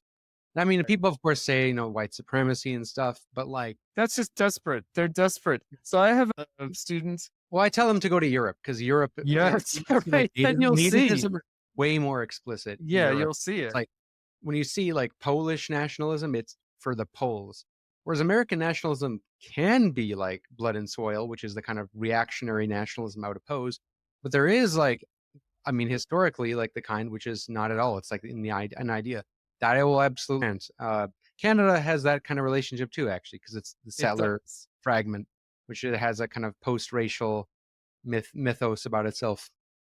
But then it gets into the Quebec question, and You know, in other words, what is Canada? You know, in other words, if Canada is this like unhappy marriage, you know, Well, uh, America has the South. it Their does have the reactionary South, language, but that's right? why they had to be beat down. That's why they had to be conquered. And that's why the South will rise again is horrible, right? Because what that would represent. No, I mean, so I would say this, I mean, because, you know, of course, Marxists and leftists are like, oh, this is idealism and it's not material. But the idea is an expression of the social relation. I mean, that getting back to it, the bourgeois revolution, the revolution of social relations, the revolutionary character of the social relations of labor, which is what it's all based on. It's what Marx called the labor metaphysics, which he nonetheless thought was real. So the fact that America is an idea and that it is the top capitalist country, not a coincidence. Well, yeah, it's why when I don't like when people say Canada, America, settler colonial, and try to, which they are, but they try to lump them in with Israel.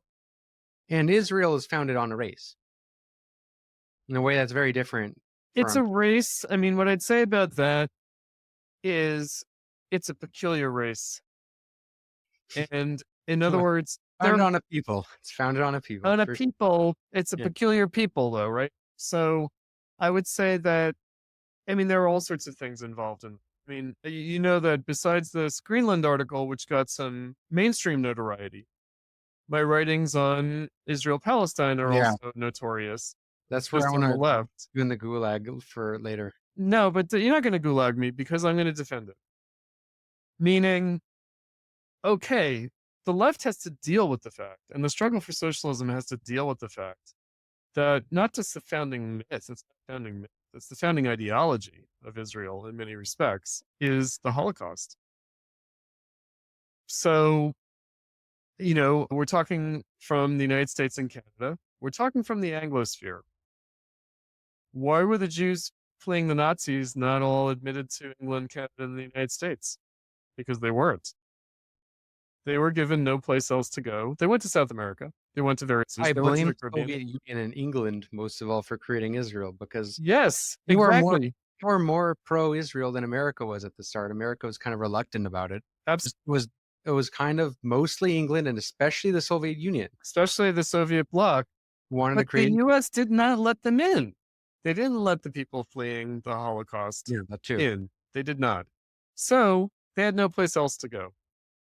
Now, of course, the people of Palestine and the Middle East should not have had to pay the price for European crimes. The nation of Israel However, is that today, the majority of Jews in Israel are not of European descent. They're of Middle Eastern descent. And they're fervently Zionist. And they also have no place to go back to. that's not true. They really do not. No, seriously. Seriously, they do not. We're going to talk at least about the ruling class of Israel. Not the ruling class, the working class. Most of them come from like New York and Russia. You mean political people? Yeah, No, but the I'm also, I workers mean, who vote ruling for, class like, kind of general sense here. No, but the working class has no place to go but Israel. And they have no place to go back to. They can't go back any place. Especially after the fall of the Soviet bloc, anti-Semitism is severe in Eastern Europe and the ex-Soviet Union. They can't go back to their Middle Eastern countries of origin either. Oh, yes. Well, look, I agree. Look, I am not a who that's believes it. it's possible to simply dissolve, to rewind history. I don't believe that. Right.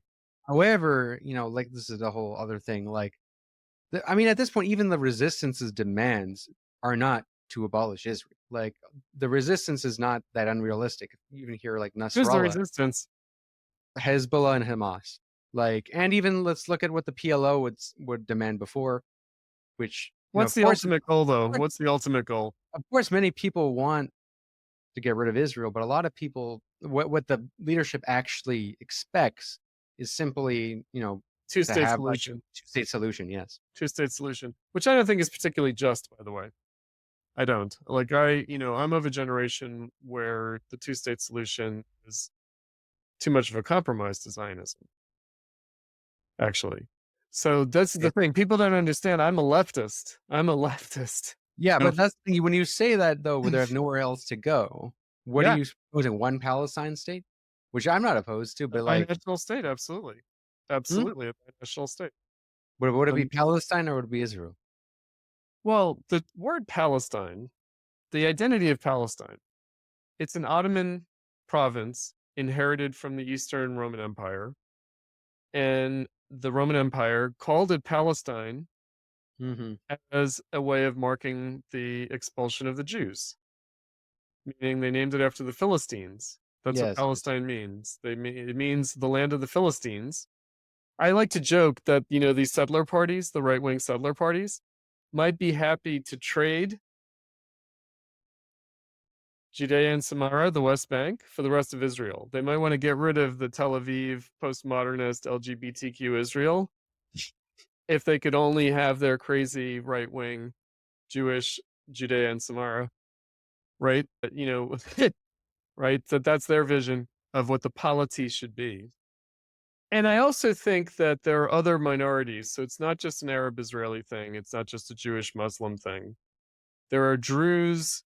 There are Bedouins who don't fit into Sure. the system very Palestine's well. always been a multiracial area. Like Right. this is South, but like, what are you really saying here, Chris? What I'm It's like- saying is an old Marxist position, which is a multi-ethnic socialist federation of the Middle East.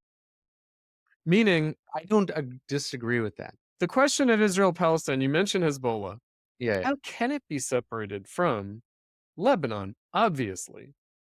Jordan, Syria.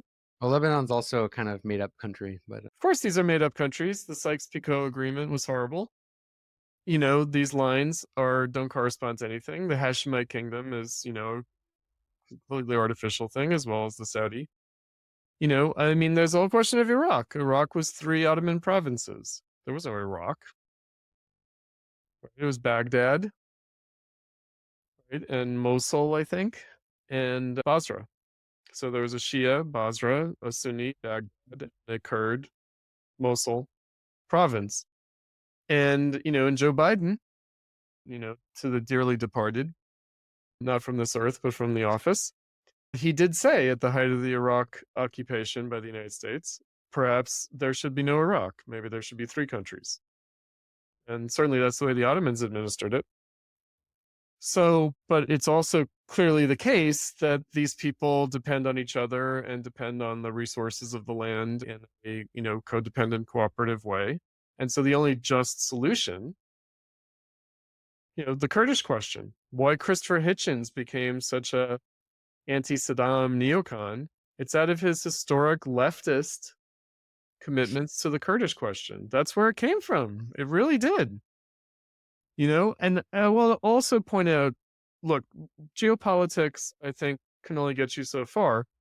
But the Israeli-Palestine question today, because it's become less of an Arab-Israeli dispute, today is really conditioned by a jockeying of regional powers for supremacy. And that's Iran, Saudi Arabia, and Turkey. and the United States. The United States is not a regional power in the Middle East. In other words, the United States is allied. So that Biden said if there wasn't Israel, we would create an Israel. You could say That it's was less in a different time. that now Israel is becoming a liability. Right. That was in a Right. different time. That was in the 80s. I will also, because again, my only purpose on this earth is that I'm older and I remember things that young people don't know. The 80s was the time when the relationship between the United States and Israel was really cemented, but it was a fraught one. And in many respects, the kind of relationship, the tight relationship that one sees now is like a kind of war on terror era type thing, which has also been deeply problematic. I think, for instance, that Trump wants to make a deal with Iran. He sent Elon Musk soon after the election to talk to the Iranians. And what did he say to them? We don't want a conflict, we want a deal. They want to reset negotiations with Iran. So the US wants to manage the regional conflict in the Middle East and balance Turkey, Iran, and the Saudis off of each other. And Israel-Palestine is a very small piece of that puzzle. It's a symbolically very important piece, only because it's Jerusalem. But ultimately, Which Trump gave the entirety of. Sure. Of course. And of Israel. we also know That's- why he did that. He expected something in return. I was also watching his news I conference. mean, his political endorsement from support from Netanyahu. No, more than that. He wanted them to give up something to the Palestinians. Do you really think that? Yes. It's Jared No, Kushner. I don't. Like, don't buy it. it's not about buying it. It just is the truth. That's what they thought. Like, what do you mean by giving some? Like, what do you give to the Palestinians? Well, first of all, what would they give to the Palestinians? Also, Yeah, what would Israel give to the Palestinians that Trump was expecting them to? well, you know that the official U.S. position by both parties and by the deep state is land for peace, meaning that Israel must give land to the Palestinians in exchange for any land that they take from East Jerusalem and from the West Bank.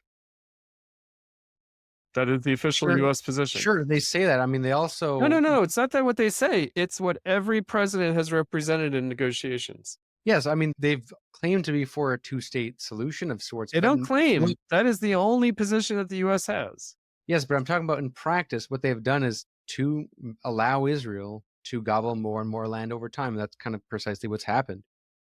Well, Like they I mean, have of allowed course- Israel to gobble more land, and I mean, like Jared Kushner's in the Trump administration, and he's already speculating on properties in Gaza.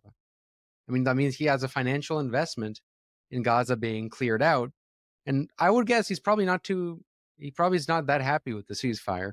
I'm sure there's disagreements. No, with this is nations. just not. If you were to give people like sodium pentothal and interrogate them, they would not admit that what they really want is to get rid of all the Palestinians and have Israel. No, that's just not. It's not the vision of any American politician. No, I'm saying it's the vision of it. It's the vision of Israel. Oh well, Israel is a And different Israel matter. does have influence on American politics. I mean, you Well, can't. we have to be careful about the role wag the of- dog problem. If you can't deny the role of AIPAC, it's a real. The role of AIPAC has been overstated, meaning they have a role, but the U.S. also has its own interests, and so only when they align. Yeah, they did. They Nix- have. Nixon was much more willing, for Yes. example, as a president, to critique Israel and do things that Yes. they didn't want to do, like make peace Yes. with Jordan and Egypt.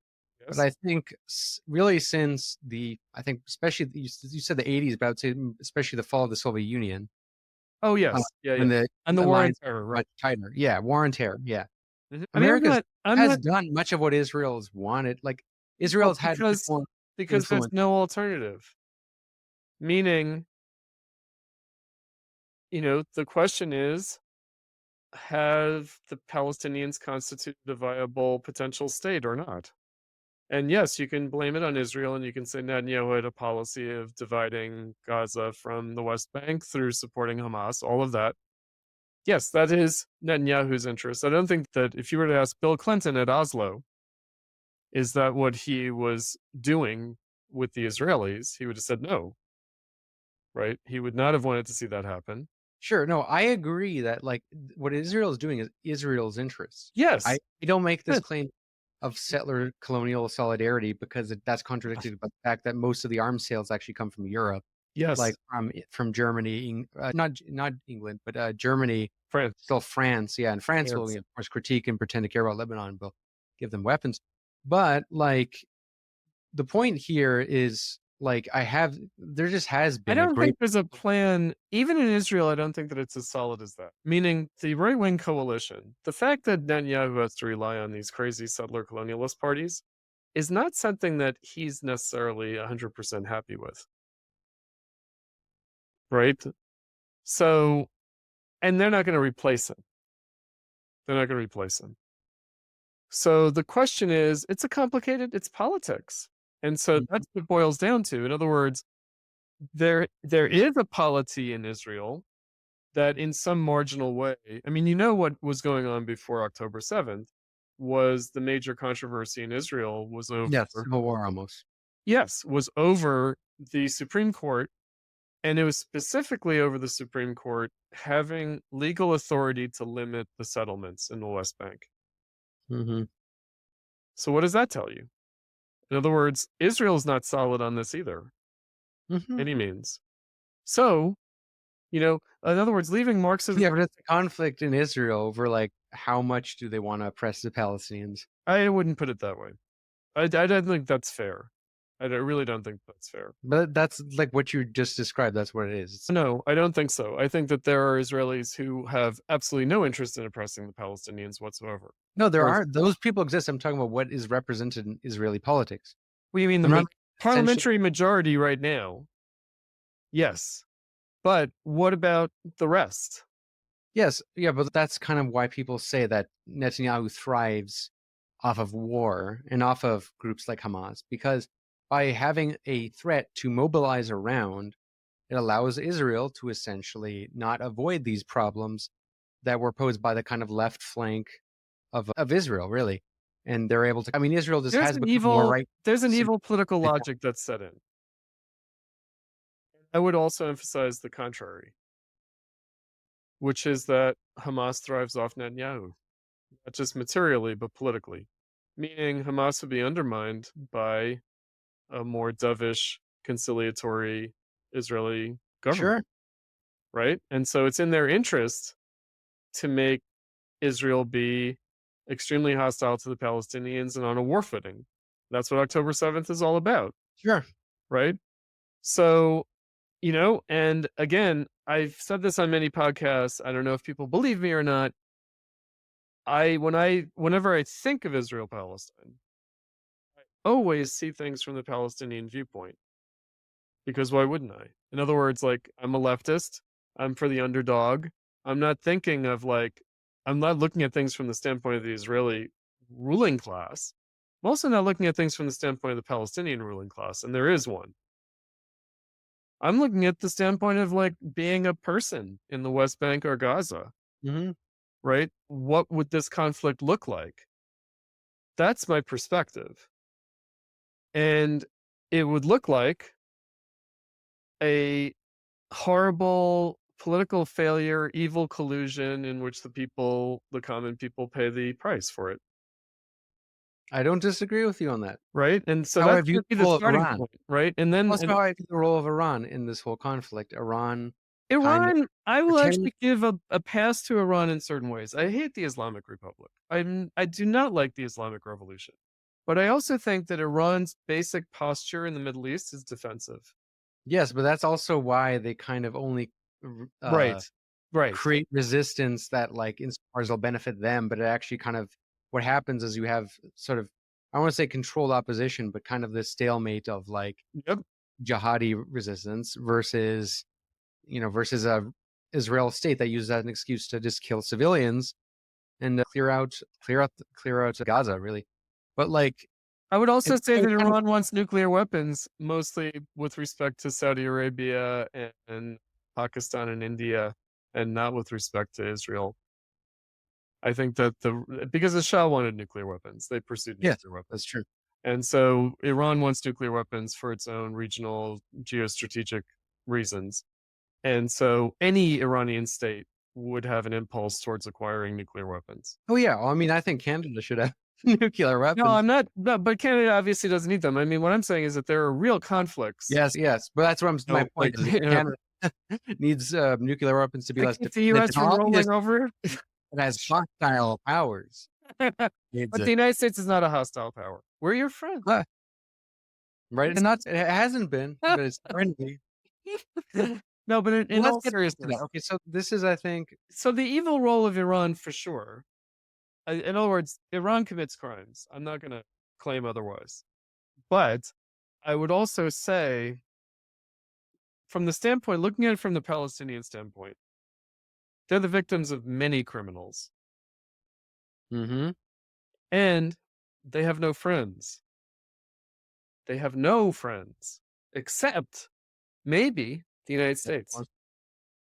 No, the United States is the only friend of the Palestinians because everyone else has a reason to hate them. Jordan, Egypt. Come on, Chris. You know when you say that just to trigger people. No, and the Europeans are not great friends of the Palestinians. Sure, but that doesn't mean the Americans are. It does. It means that they're their They could only be. friend. Could be, but they aren't right now. Well, They could be. They See, could I'm not a be. person. I'm not an essentialist. There's this kind of like anti-American, like No, I know that you're not. America will always be reactionary. Well, But here's I'm looking argument. at what it is. Like America Right. right now just Let's is not get friendly. Trump, because it's politics. It's not about America. It's about U.S. politics, the parties, how and the policies, and the deep state even. Right. Obviously, the U.S. gives the most money to the Palestinians of anyone in the world. So Also Israel. yeah, but for different reasons, right? Like, in other words, the U.S. gives humanitarian money to the Palestinians. It gives military money to Israel, mostly to allow Sure. Israel to What does fly, Israel use that for? right? But what does Israel use that for? Well, they use it. I mean, the expensive weapons are not used against the Palestinians. They're used against Iran. They're used as a deterrent. They're used against the Palestinians, The most expensive stuff, no. like the fighter jets.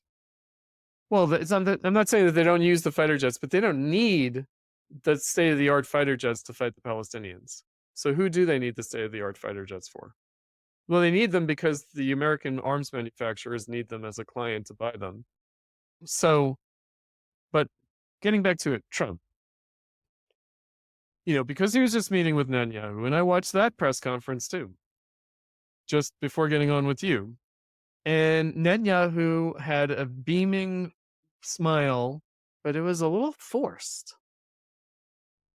And you could tell that there was a tension about what's Trump going to say next. And Trump, I think yesterday, he took out a pen. He's sitting at the Resolute desk in the Oval Office, and he said, this pen, and then he says, just the tip of this pen is Israel, and the rest is the Middle East.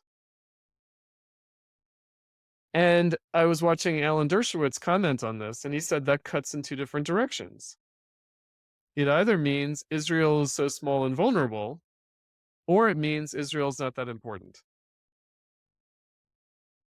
And what Trump said before the election, during the Biden administration, he said he felt betrayed by Netanyahu not because of the lack of recognition, whatever dispute over the election in 2020, but no, he said he felt betrayed by Netanyahu because Netanyahu had misled him into believing that he wanted peace, but he didn't.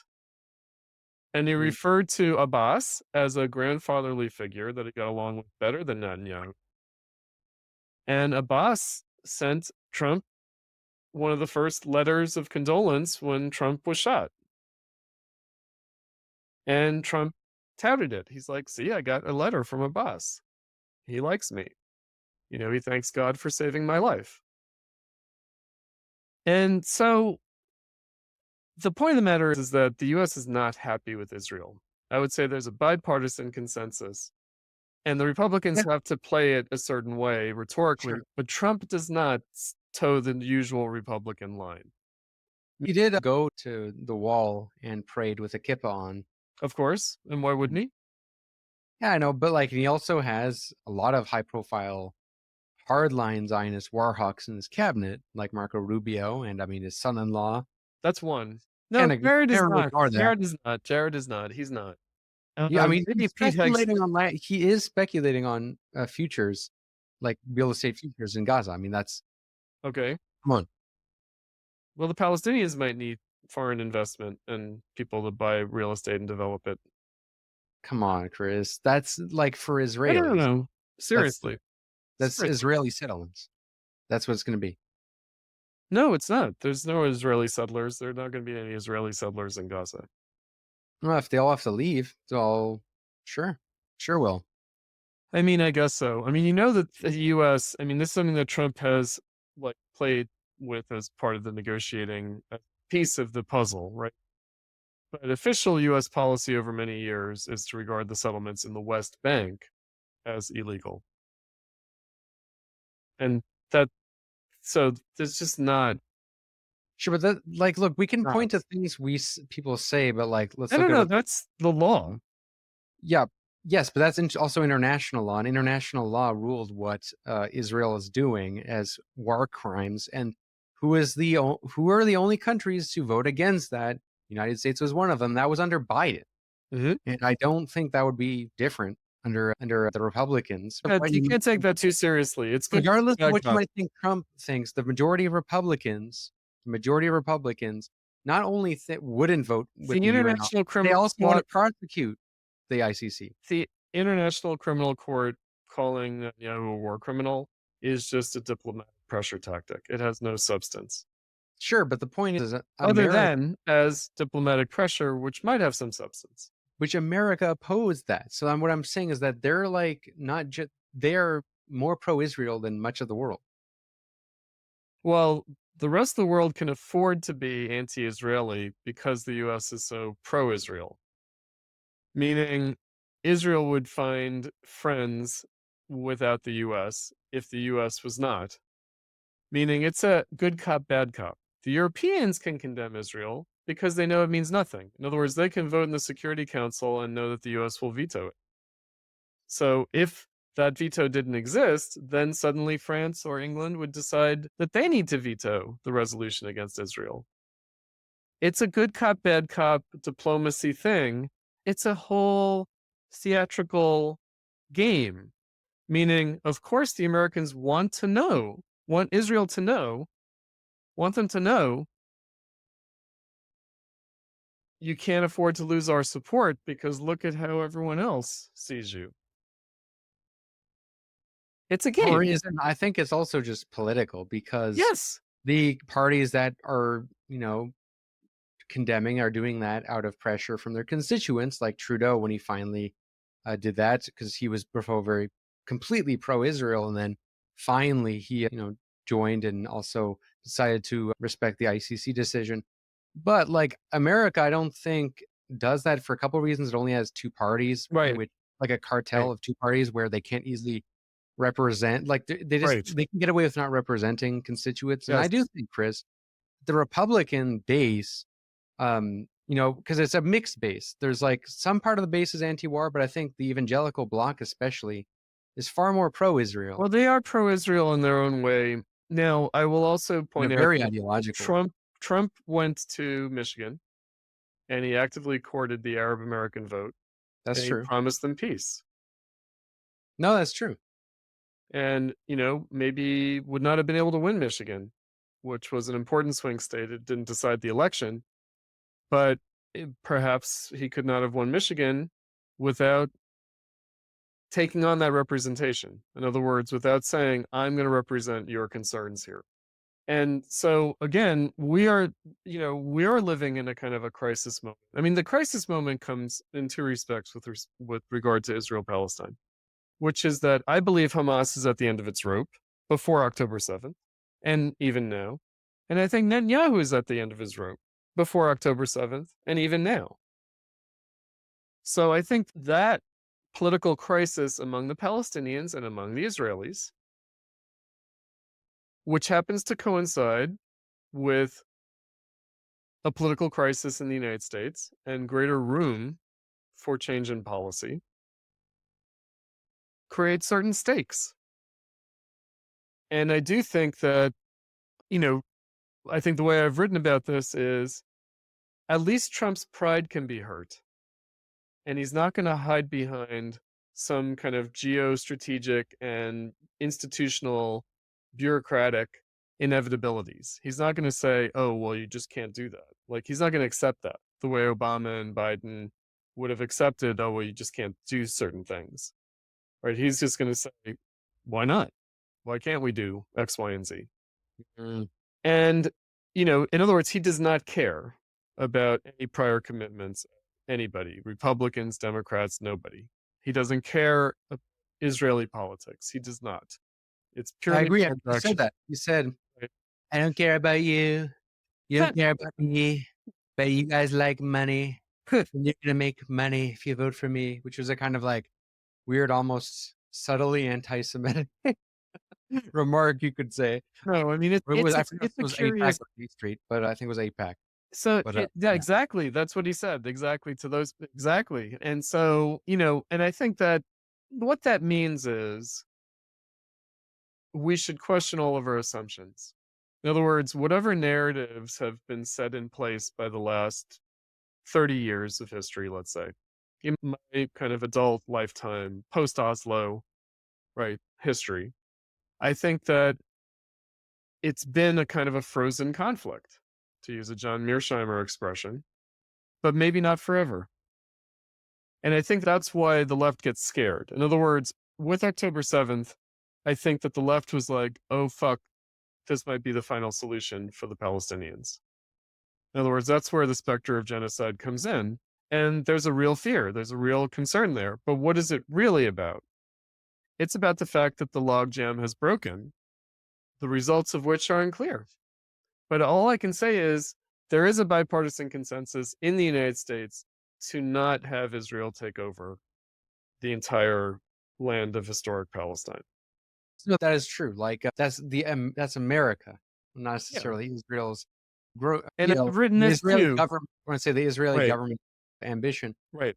was- I've written this too, which is that maybe it's not a question of what American politicians can control about Israel, but it's only a question of how well the Netanyahu in particular has been able to manipulate the United States.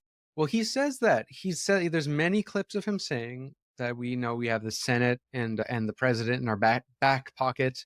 He has bragged about like deceiving both sides of the Sure. Palestinian PLO and the American government on Yep. like Yep. agreements. Like he's very mask off about all this stuff. Yep. But like, I guess the point, I think, the way what I But it see may it, not be I think it's necessarily like so. you're Meaning, trying to say to people on the left, which I don't think they might find it controversial in the way you say it, but that like peace might come from the Republicans, not the Democrats. there's that basic right. Which is, I mean, like, look, I think if there is any lesson the American left learned in this election, it is like the Democrats aren't gonna like necessarily cave to your demands about. And that uh, effectlessness, I will say, Because I want to also mention that Ronald Reagan was Right. the one who, got Israel to stop the invasion of Lebanon. Yes, exactly. Right. Well, back then, Reagan was coming off a different division of labor among the parties in which the Democrats represented Israeli interests and the Republicans represented Arab interests. That was the historic. It's also because at the beginning it was the leftists who supported Israel. Absolutely. Oh, well, historically, yes. But there are reasons for that. I mean, obviously, the Jewish vote, they vote for the Democrats. And Israel also claimed to be socialist for a very long time. It did. It Certain had its own weird, version of It's not socialism. socialism. And pretty deep, by the way. The kibbutz socialism is pretty thoroughgoing. Yeah, it is. Well, I would call it literally like blood and soil communism, like kibbutz. And I mean, Socialism? Ben Gurion claimed like Zionism? about Yeah, liking Marx. of course. I mean, that's the kind of thing that, like, I say this not as a way to praise them, but as a way to kind of No. remind leftists of some of the stuff that they attribute to being anti-American. Right. Because there's this kind of like assumption that Israel's creation is just like an extension of American settler colonialism, when if anything, it was backed even more by the Soviet Union. And know for why the people longest say that- time, the left supported Israel more than the right did, on the basis that, oh, aren't they so socialist? I mean, my mom's old enough to remember this. Like Mhm. she would talk about how they were taught in school that like the Israelis, they're all egalitarian. Oh, And I mean, to a certain extent, they did Comparison have to that US. with the Israelis. I mean, Yeah. what I'd say about this is that the left in the Anglosphere, I think, inherits a lot of concerns anti-British imperialism. So I think that the British are seen as responsible for the creation of the State of Israel, the Balfour Declaration.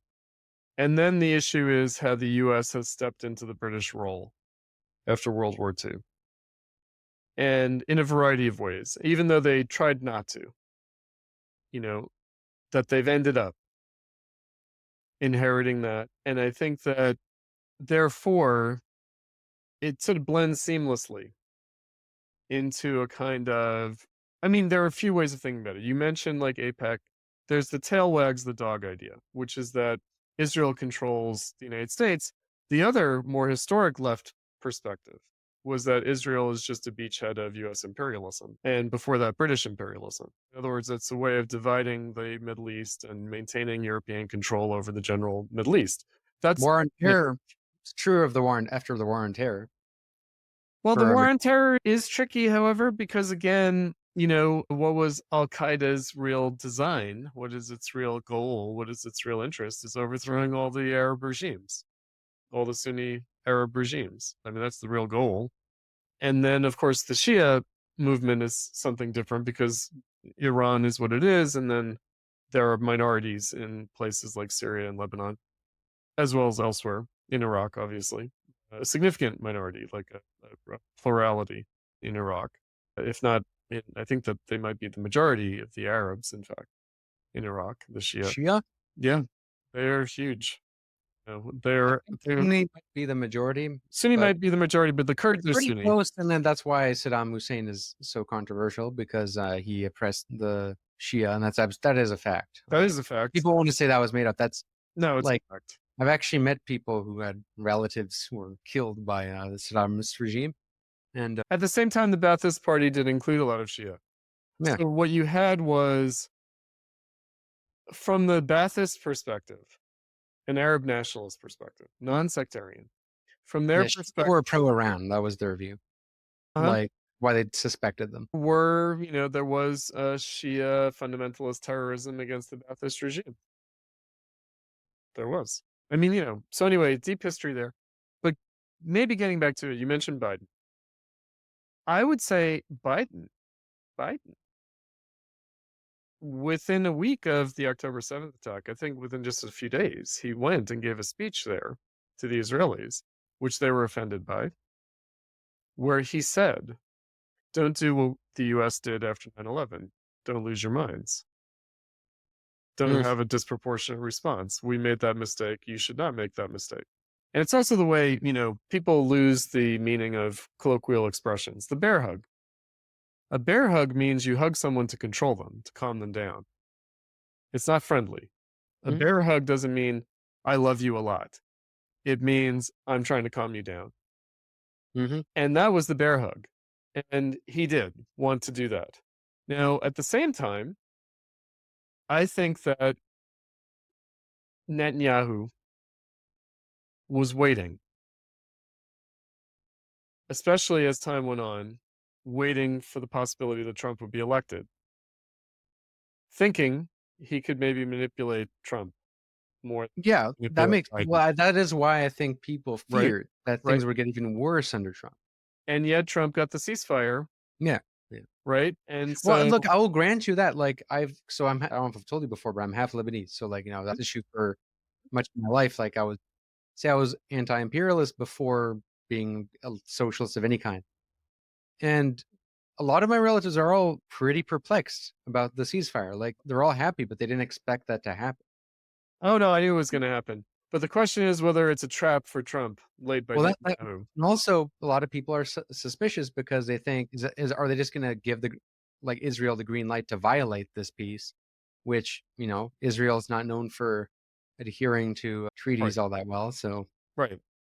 And then Trump also said, maybe everyone in Gaza should leave, and it could be temporary or it could be permanent. It seems like therefore he's, going to complete the genocide, if you will.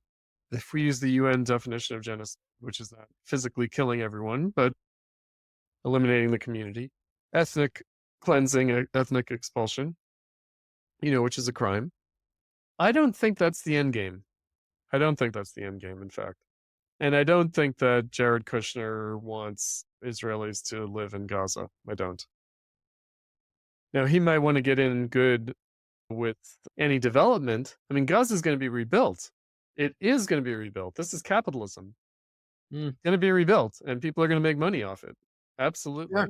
Right? But for who? Well, a lot of people are going to make money off it. I mean, the Hamas leadership has billions of dollars, and mostly invested in Turkish. I doubt they're going to be the ones who are allowed to rebuild. They're not going to be, of course not. No, I mean they played themselves out. They shot their wad. They gave it all they got. They did what they tried to do, which is start a regional war to put pressure on Israel. They didn't expect the destruction of Israel. They expected a major geopolitical pressure on Israel to be the result of the war because they banked on an Israeli overreaction. Sure.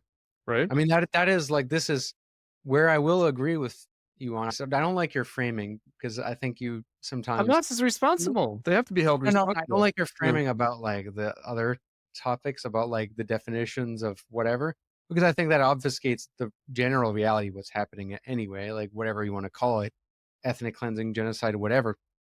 It's humanitarian catastrophe. Yes. But I will, one thing I agree with you, and this is something I've thought for a very long time, is that like, yeah, October 7th wasn't this like slave rebellion No. of the people that was like fighting against the It's ludicrous. In other words, I mean, look, there are many Well, ways of looking at this. what was going to happen after that. One of which, though, one way of looking at it is that Hamas's gambit might pay off. In other words, the two-state solution might be achieved as a result of the October 7th attack, which, of course, the Israelis would never like allow because that's rewarding terrorism. Yeah, Do you of think course. Trump cares? Well- Trump doesn't care. I believe you. I don't think Right? Trump cares, but I don't think Like, Trump in other words, he's not thinking. I mean, he actually said in the meeting with Netanyahu today, he said, we should never forget October 7th and how bad it is, but we want peace. Ah, nice. Now look, but this is the thing. I also don't think he has he does not care He may about not have the ability there to is- do it. Of Trump course. just does not care about greater Israel. However, Biden also called Netanyahu a son of a bitch. Yes. Still let them do whatever.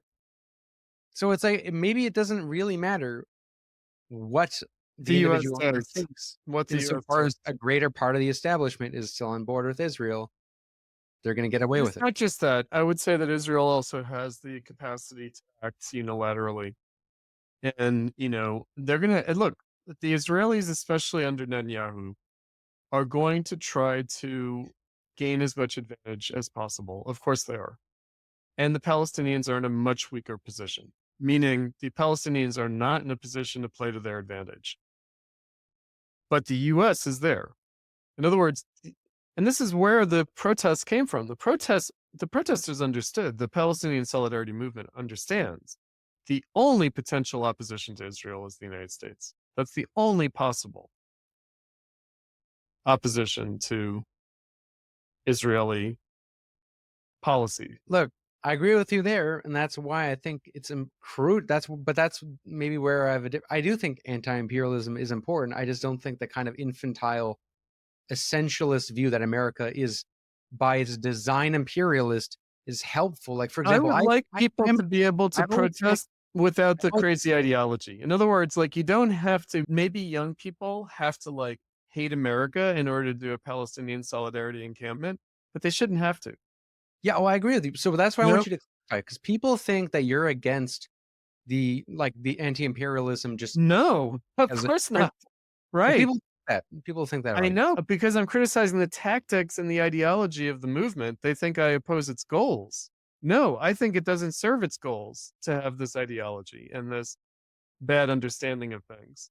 Well, I said something like this when in Canada it was on the news that a Canadian flag was being burnt at an anti-Israel protest. And of course, that made it very easy for the media to smear all the protesters as like pro-Hamas people. Right. When but and I've been saying for a while that that is just not helpful. Like, I mean, you're not going to get the countries that are especially America being the people in the belly of the beast, which have the greatest capacity to actually alter this conflict, by saying this country is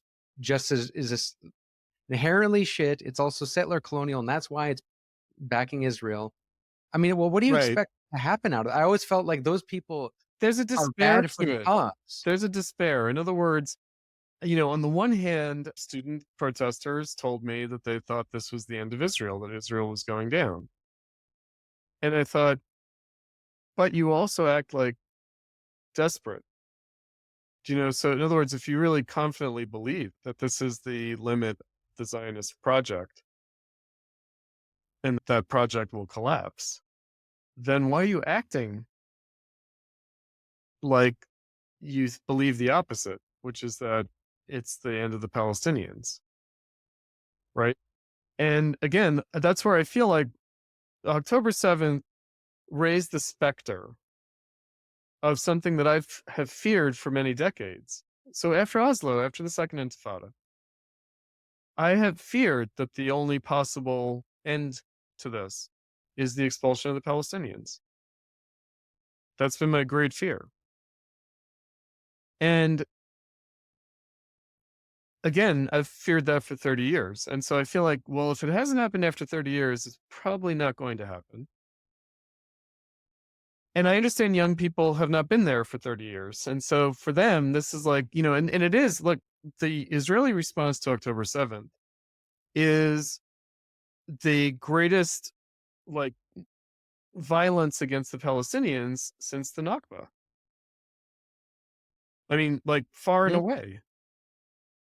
This is a major slaughter that's taken place. And so it does raise that specter.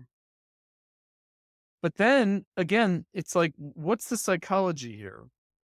So the psychology is Israel's going down. It's like, is this what you have to believe because you so fear the opposite? Well, no, I think that's just cope. Like, that's just cope. I Like, when guess it's cope. it's Yeah. it's the same people who thought like BRICS was gonna kind of stop American imperialism, and I mean, Right. if anything has shown, like during the China maintained all its trade deals with Israel this whole time. Like, it showed that those countries aren't just not going to counter. India, like, let's not leave out India. Yeah. So I mean, I think it has been disenchanting. I mean, I will say that, and I feel the same way about people who go to October 7th, who go to pro-Palestine protests and kind of will burn the flag or like defend. And it's certain level of explicitly will like support Hamas, which, because like the majority of those protesters just don't, but those kind of like the very loud certain student activists will kind of. There was a.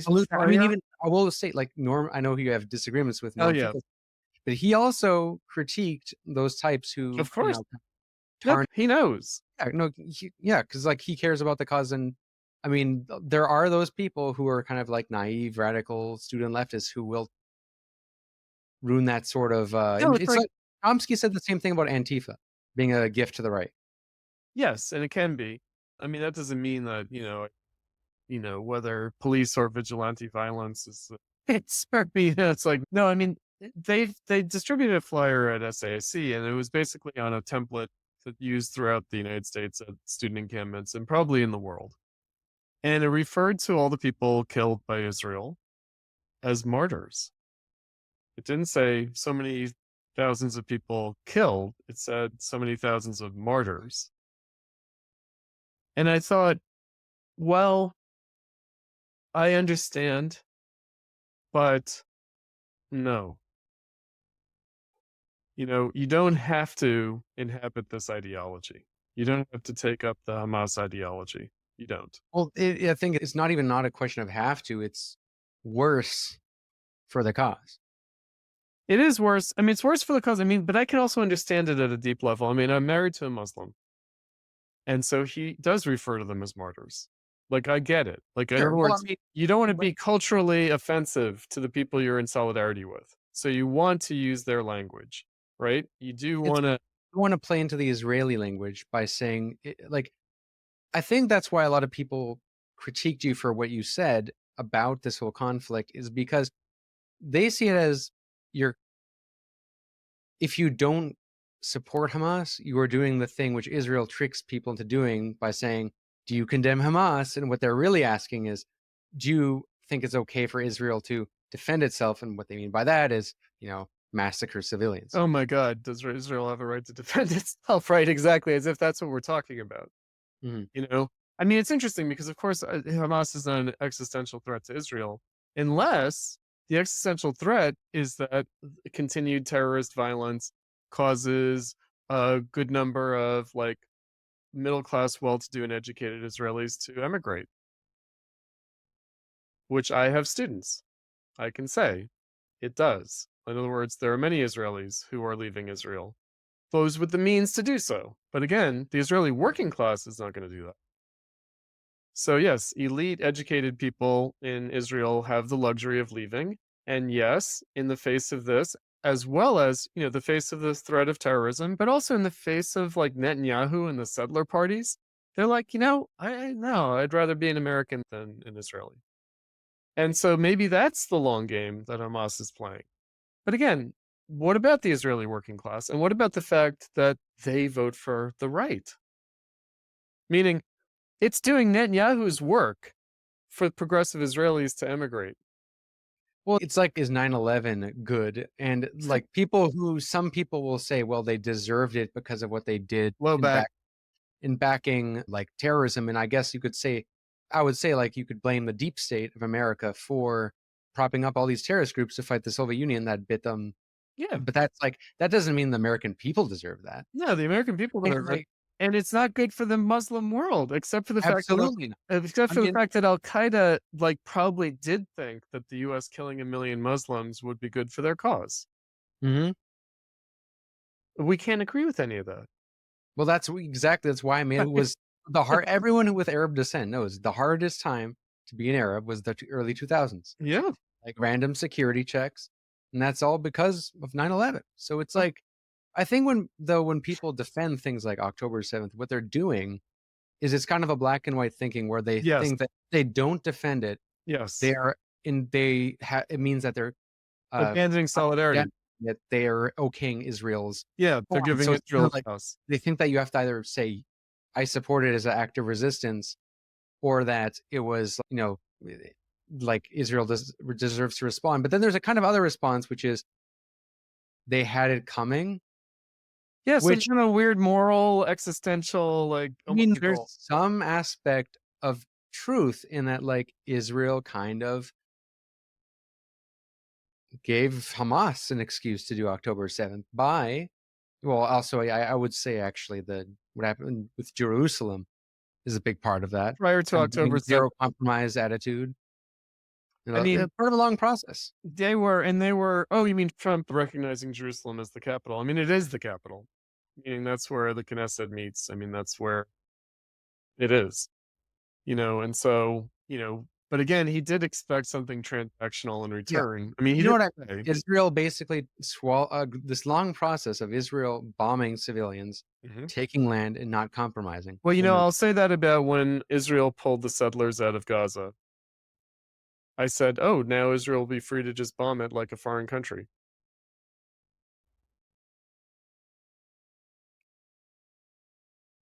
Which, of course, they were. Meaning, should one have celebrated the forced withdrawal of the settlers from Gaza? No, it just made the Palestinians more vulnerable. Right? So I mean, that is a tactical point, legitimate point. When you pose it that way, you know why people get pissed off at you.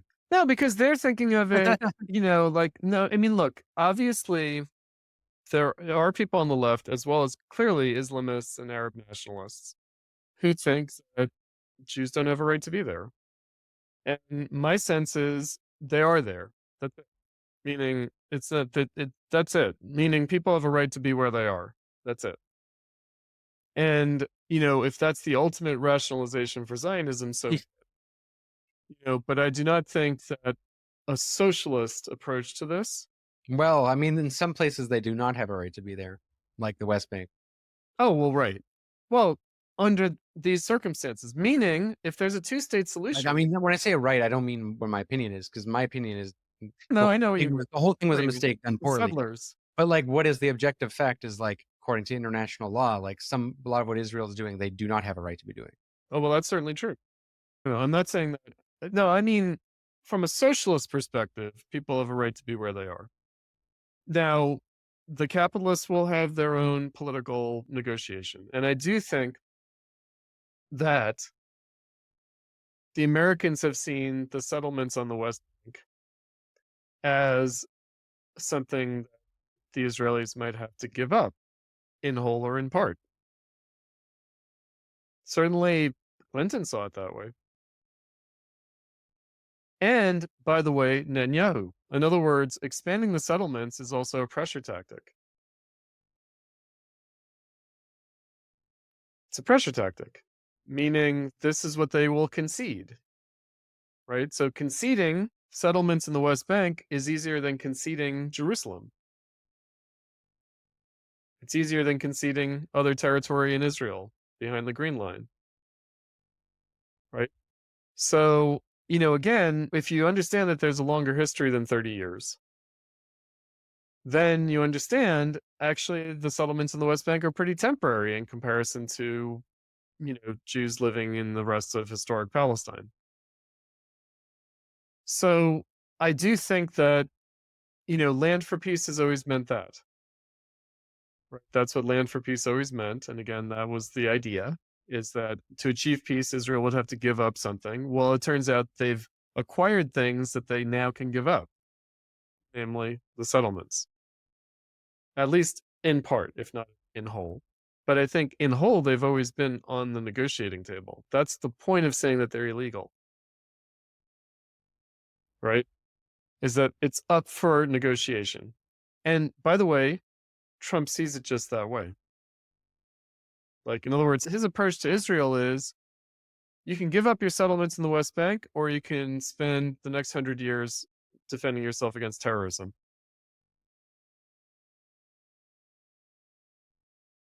And we'll help you defend yourself against terrorism, but you're going to be facing terrorism for the next 100 years. Do you want? That's what some of the political leadership of Israel want, I think.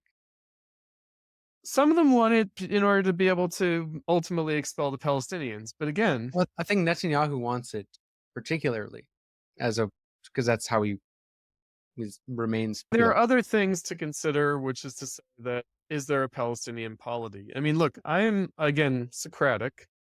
I have my concerns, my sentiments, my own political vision and goals.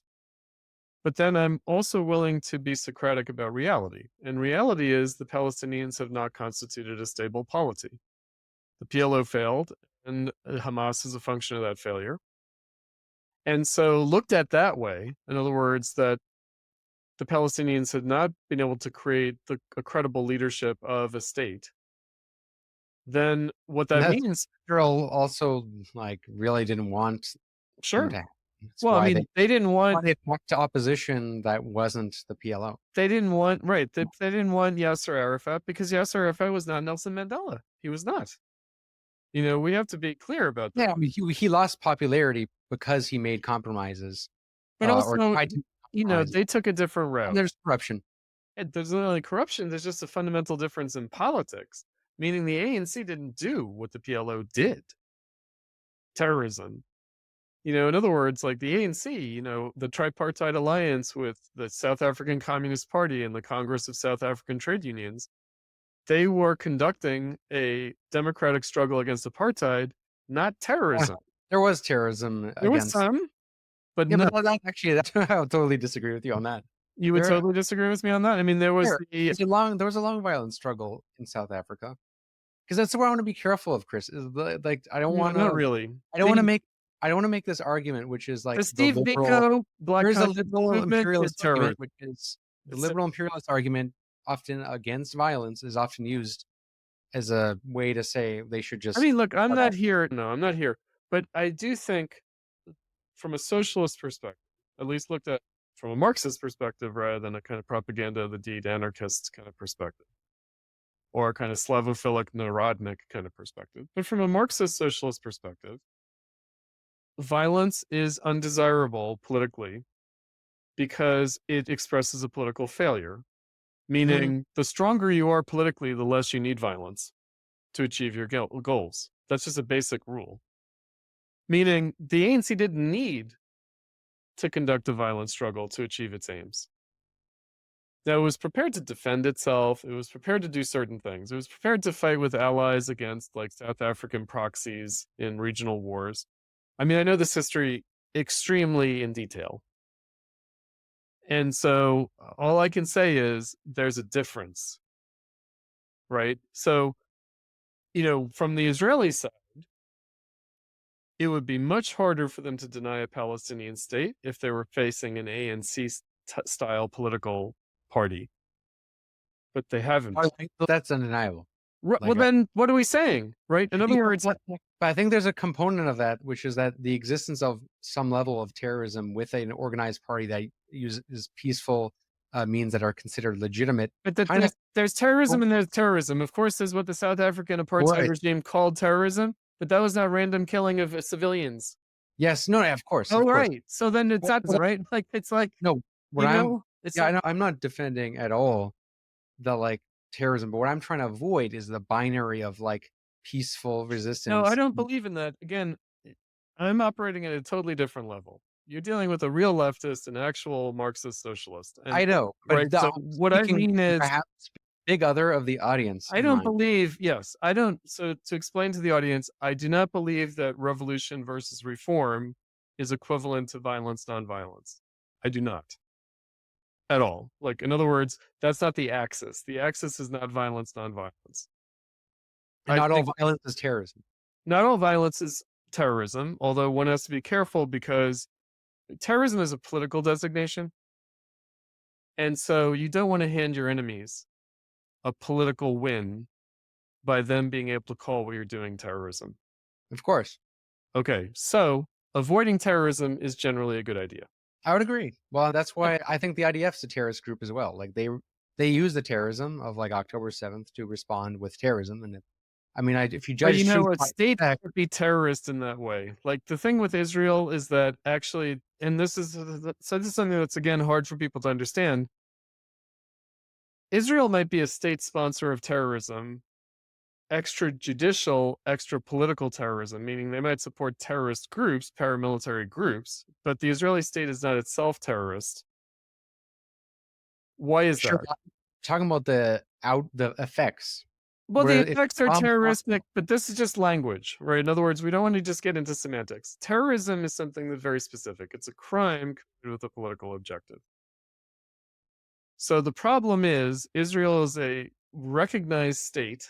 It is a recognized state, not only externally, but internally, meaning IDF soldiers, Israeli politicians can be tried by Israelis for war crimes in a way that is not possible in the Islamic Republic. It's not possible in Hamas or Hezbollah. So it gives it a different political character, meaning what Israel does has political legitimacy, and that's why you have to be very careful about how you oppose them and how you struggle against them.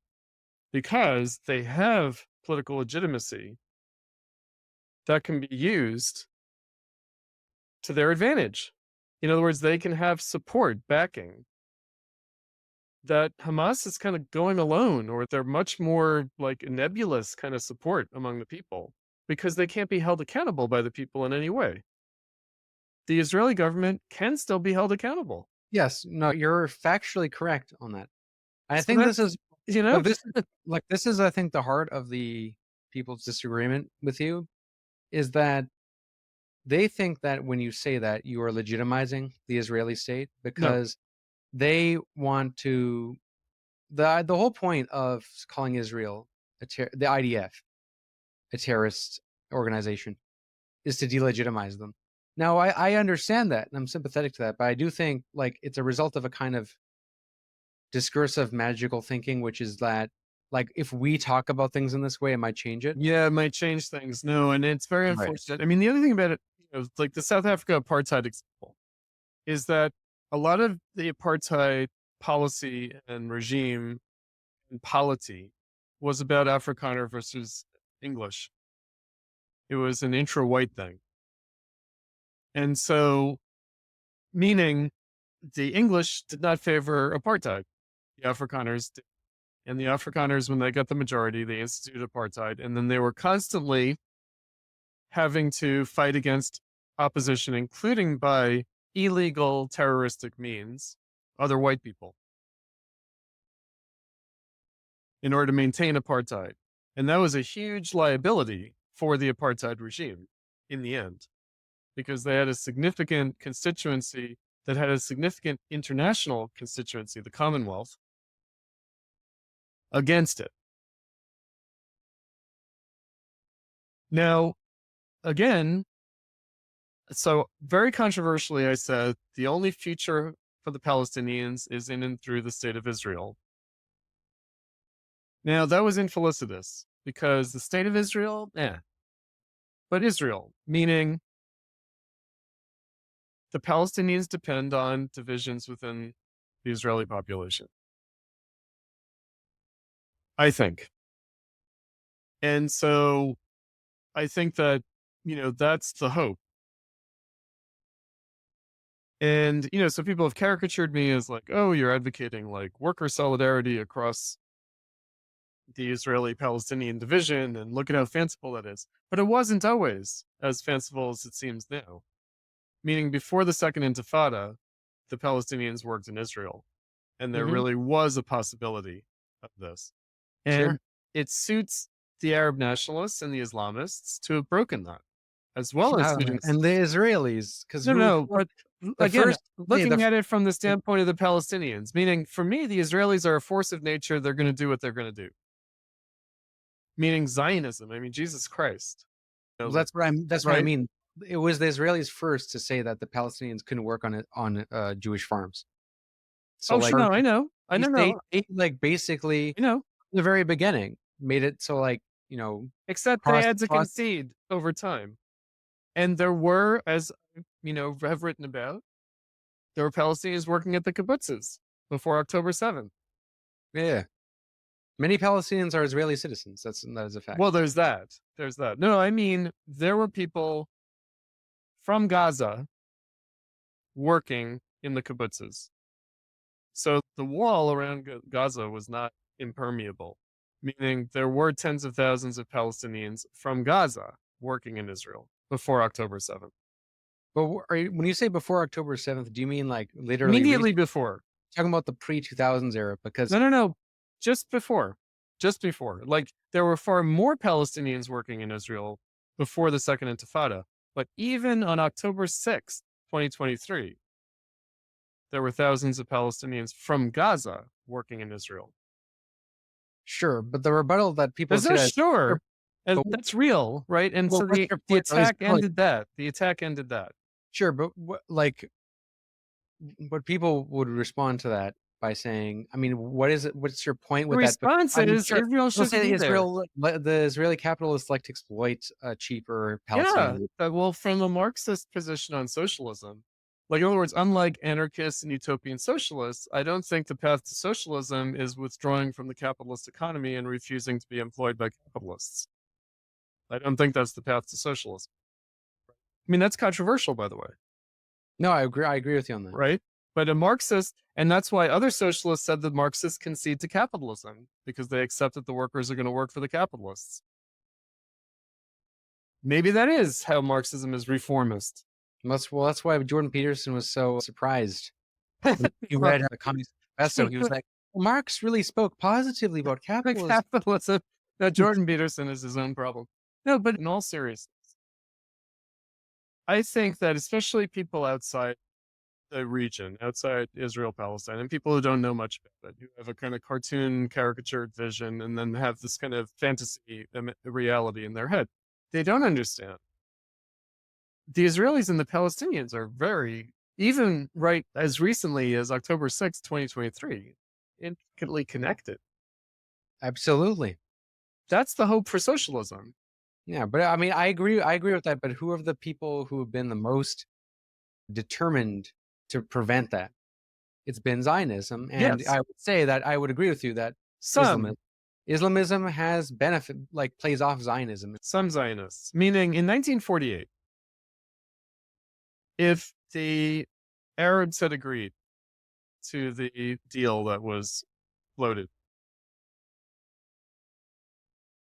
the area that the Israelis would have been given to govern, firstly, was smaller, but secondly, had 40% Palestinian Arabs. And the Israelis agreed to that.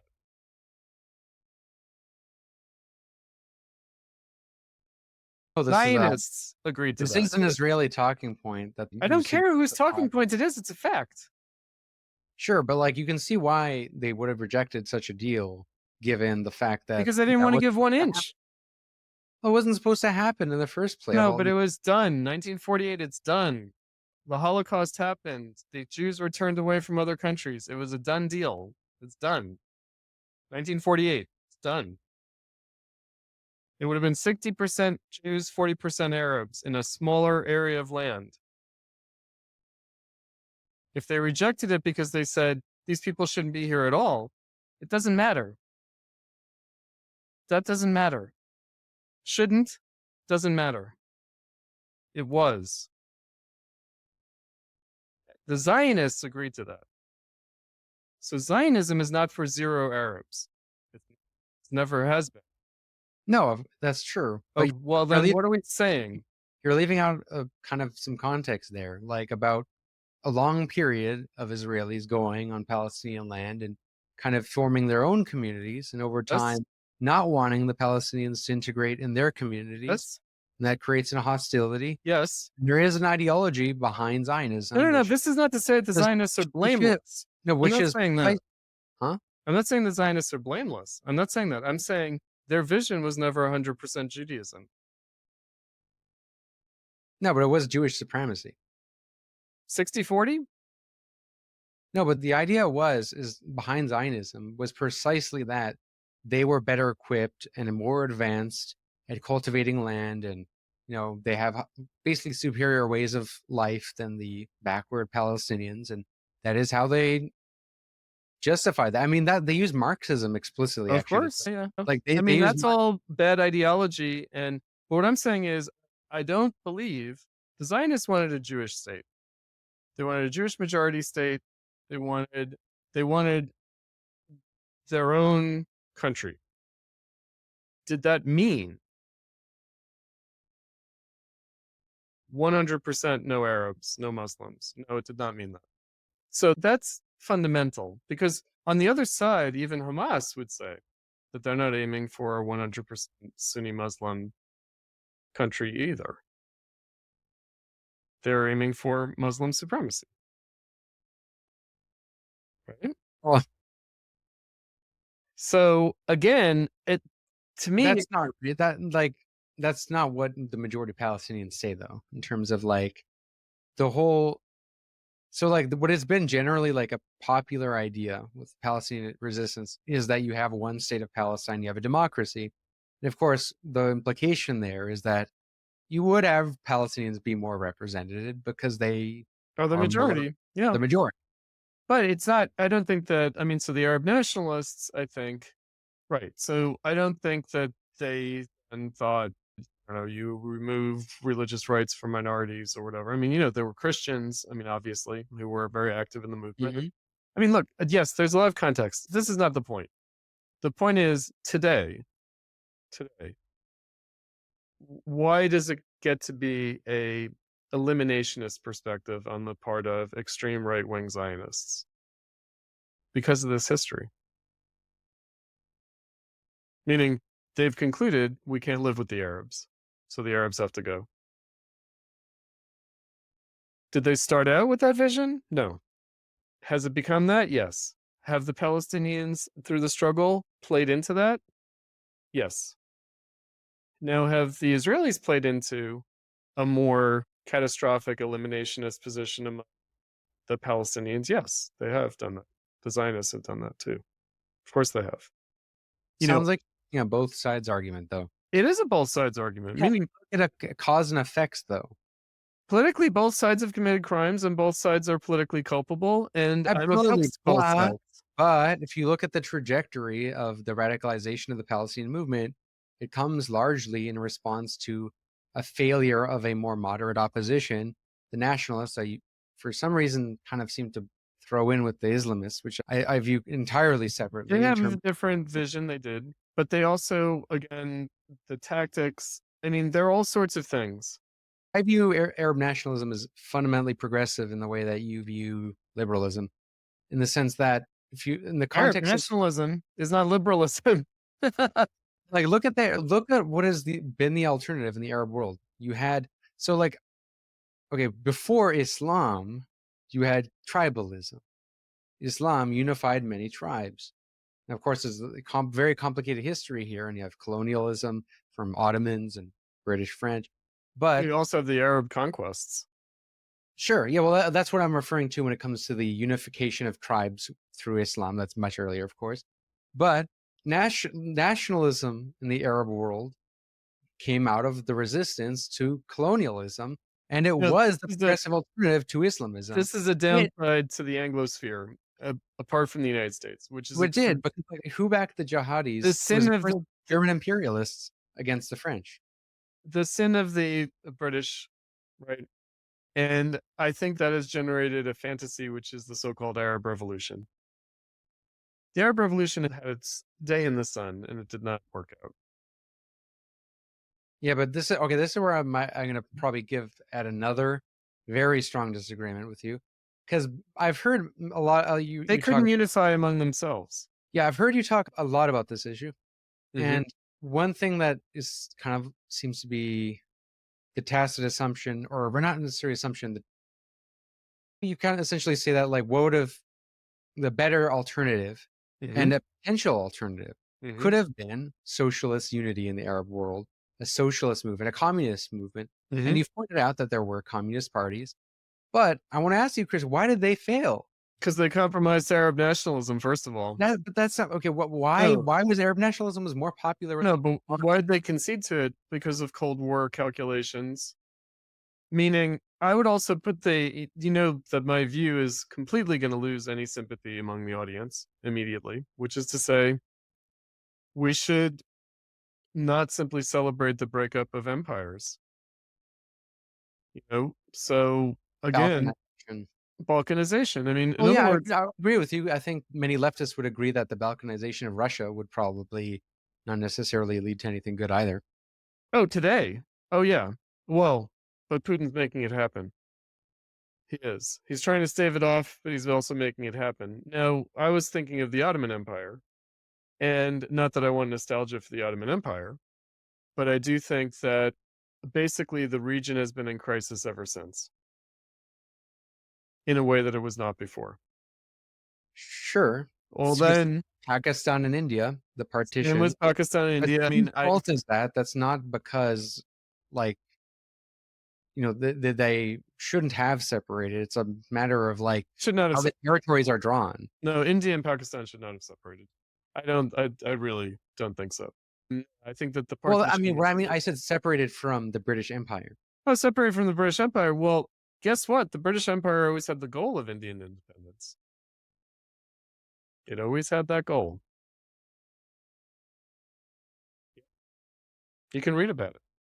That was their goal. Their goal was eventual independence. And what it leaves out is that, again, my partner is Muslim. He's from the Muslim world, but he's from the outer Muslim world. He's from Malaysia. And Malays, the dominant Muslim ethnic group, as opposed to the Chinese and the people of Indian descent, they were never colonized by the British. They had a treaty with the British. Yeah, but this is where you lose me, Chris, because this seems like a tacit defense of British imperialism.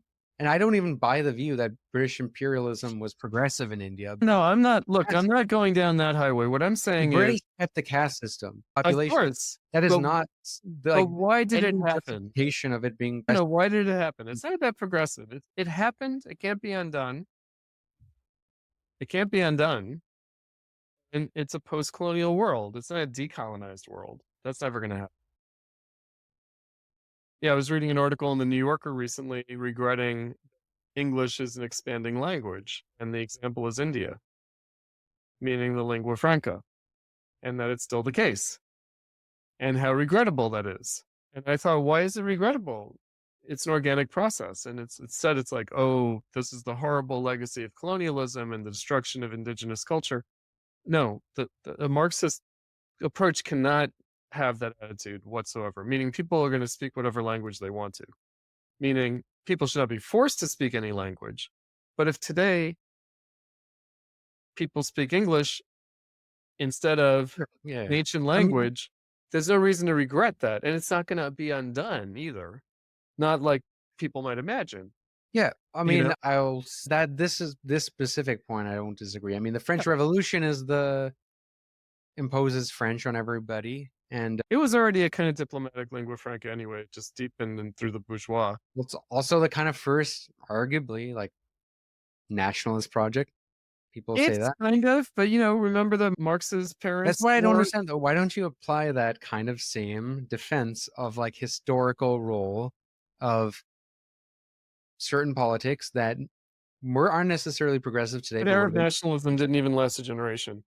Meaning, that's a you know, different question from whether it had a progressive role. Because I want to get back to this, Chris, because I don't. You kind progressive of role, imply that Baathism, could have even been. Nasserism. But you seem to think that there could have been a communist alternative, and I think there's many reasons why that didn't happen. One was because the creation of Israel, people just did not trust. So I see communism Israel because- as an effect rather than a cause. Meaning, I think blaming Israel. I'm blaming the Soviet Union for being the biggest, behind creating Israel and defending it, which is like, I mean, that is if you want to talk objective facts, that is why people did not Also trust came out of communism Soviet in their world. anti-Semitism, which also came out of Soviet anti-Semitism too. Yes, I people call Right? it anti-Semitic Zionism for a reason. Of course. No, I believe that Zionism trades on anti-Semitism. I do. I mean, this is why this is all to be opposed, right? I mean, That's ultimately, very it's to be implicit in opposed. British end too. Oh, absolutely. of- Balfour. Definitely.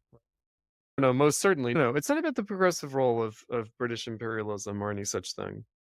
I'm It's talking about about, I know fate- you're saying that I have to acknowledge the progressive role of Arab nationalism in the way that I might acknowledge the progressive role of British imperialism. Actually, they're quite different, and I wouldn't say that not either was using progressive. British imperialism. I just mean countries that are starting off at different levels of development. Well, And different what levels it was of realistically possible at the time. I Because don't think that India should be undergoing some massive industrialization project. Meaning it shouldn't have to.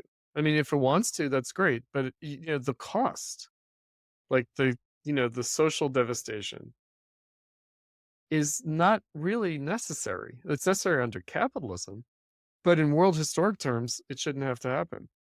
These countries should not have to poison their environment by doing crash, dirty industrial development. It shouldn't have to happen. There could be a better way. But what does that have to do with like Arab nationalism? Oh, because I don't think you were talking about countries being at different levels of development. Because you talk about how there was, you talked about this elsewhere when you, I think, spoke with Doug Lane on this issue recently, where you're saying that, there's an Iraqi Communist Party, a Palestinian Communist Party, and there's also Lebanese Communist Party. But, Yes? everything that I've read on like those movements is the biggest reason why they never were able to be successful is one, relation to Moscow and Israel. And the second big thing, this is the thing I think not just you, but many Marxists in general don't like to admit, atheism was, I think, one of the biggest reasons why Marxism didn't just become big enough in the Arab world, but also like much of the world in general. Like atheism, I think, was Marxism's biggest weak point, ideologically speaking, in terms of appealing to the Between 20th century with the earlier history. In other words, like there was a militant atheism that people were inspired to through Marxism, especially in the 20th century, especially like modernizers in the post-colonial world. And I think that is rather unfortunate. Meaning, if you look at the way Marxism handled that before 1914, it wasn't like, okay, we represent the imposition of atheism. So I think that Soviet history, tricky. And I think post-Soviet history, trickier still, Stalinism. I think that this was just not, it's not like, oh, you must be an atheist to be a socialist. It's not about that. Like, it shouldn't be about that. but that's what came out of Leninism. And you have to admit, this was even Lenin's position. Lenin's position, well, look, I'm not sure what your family's religious background is. But they're all secular. They're all kind of former communist sympathizers. so you're another red diaper baby like everyone, except me. I'm not. So, no, I'm one of the few people on the left who's not a red diaper baby. And But from a Catholic... Well, this is one side of the family because I'm only half. Not from a Catholic background, meaning the separation of temporal and celestial authority. Right? I'm Catholic, by the way. There you go. So now Russian Orthodoxy, it's a little different, especially under the Tsarist system, meaning it's an officially Christian state. And the church is an arm of the state, including when the state decided that it would allow workers to organize, but only under the auspices of the church. Father Gapon, who led the demonstration in 1905 that had the massacre that kicked off the revolution. And whether Father Gapon was actually a secret police agent or whether he was an authentic leader of the people, he's both, right? So Lenin had reason to be against the Orthodox Church in Russia as a right-wing political force. That's different from people's religious sentiments. It is. Well, that's the thing. I don't disagree with the opposition to the church. And that was the Right. same problem in Italy.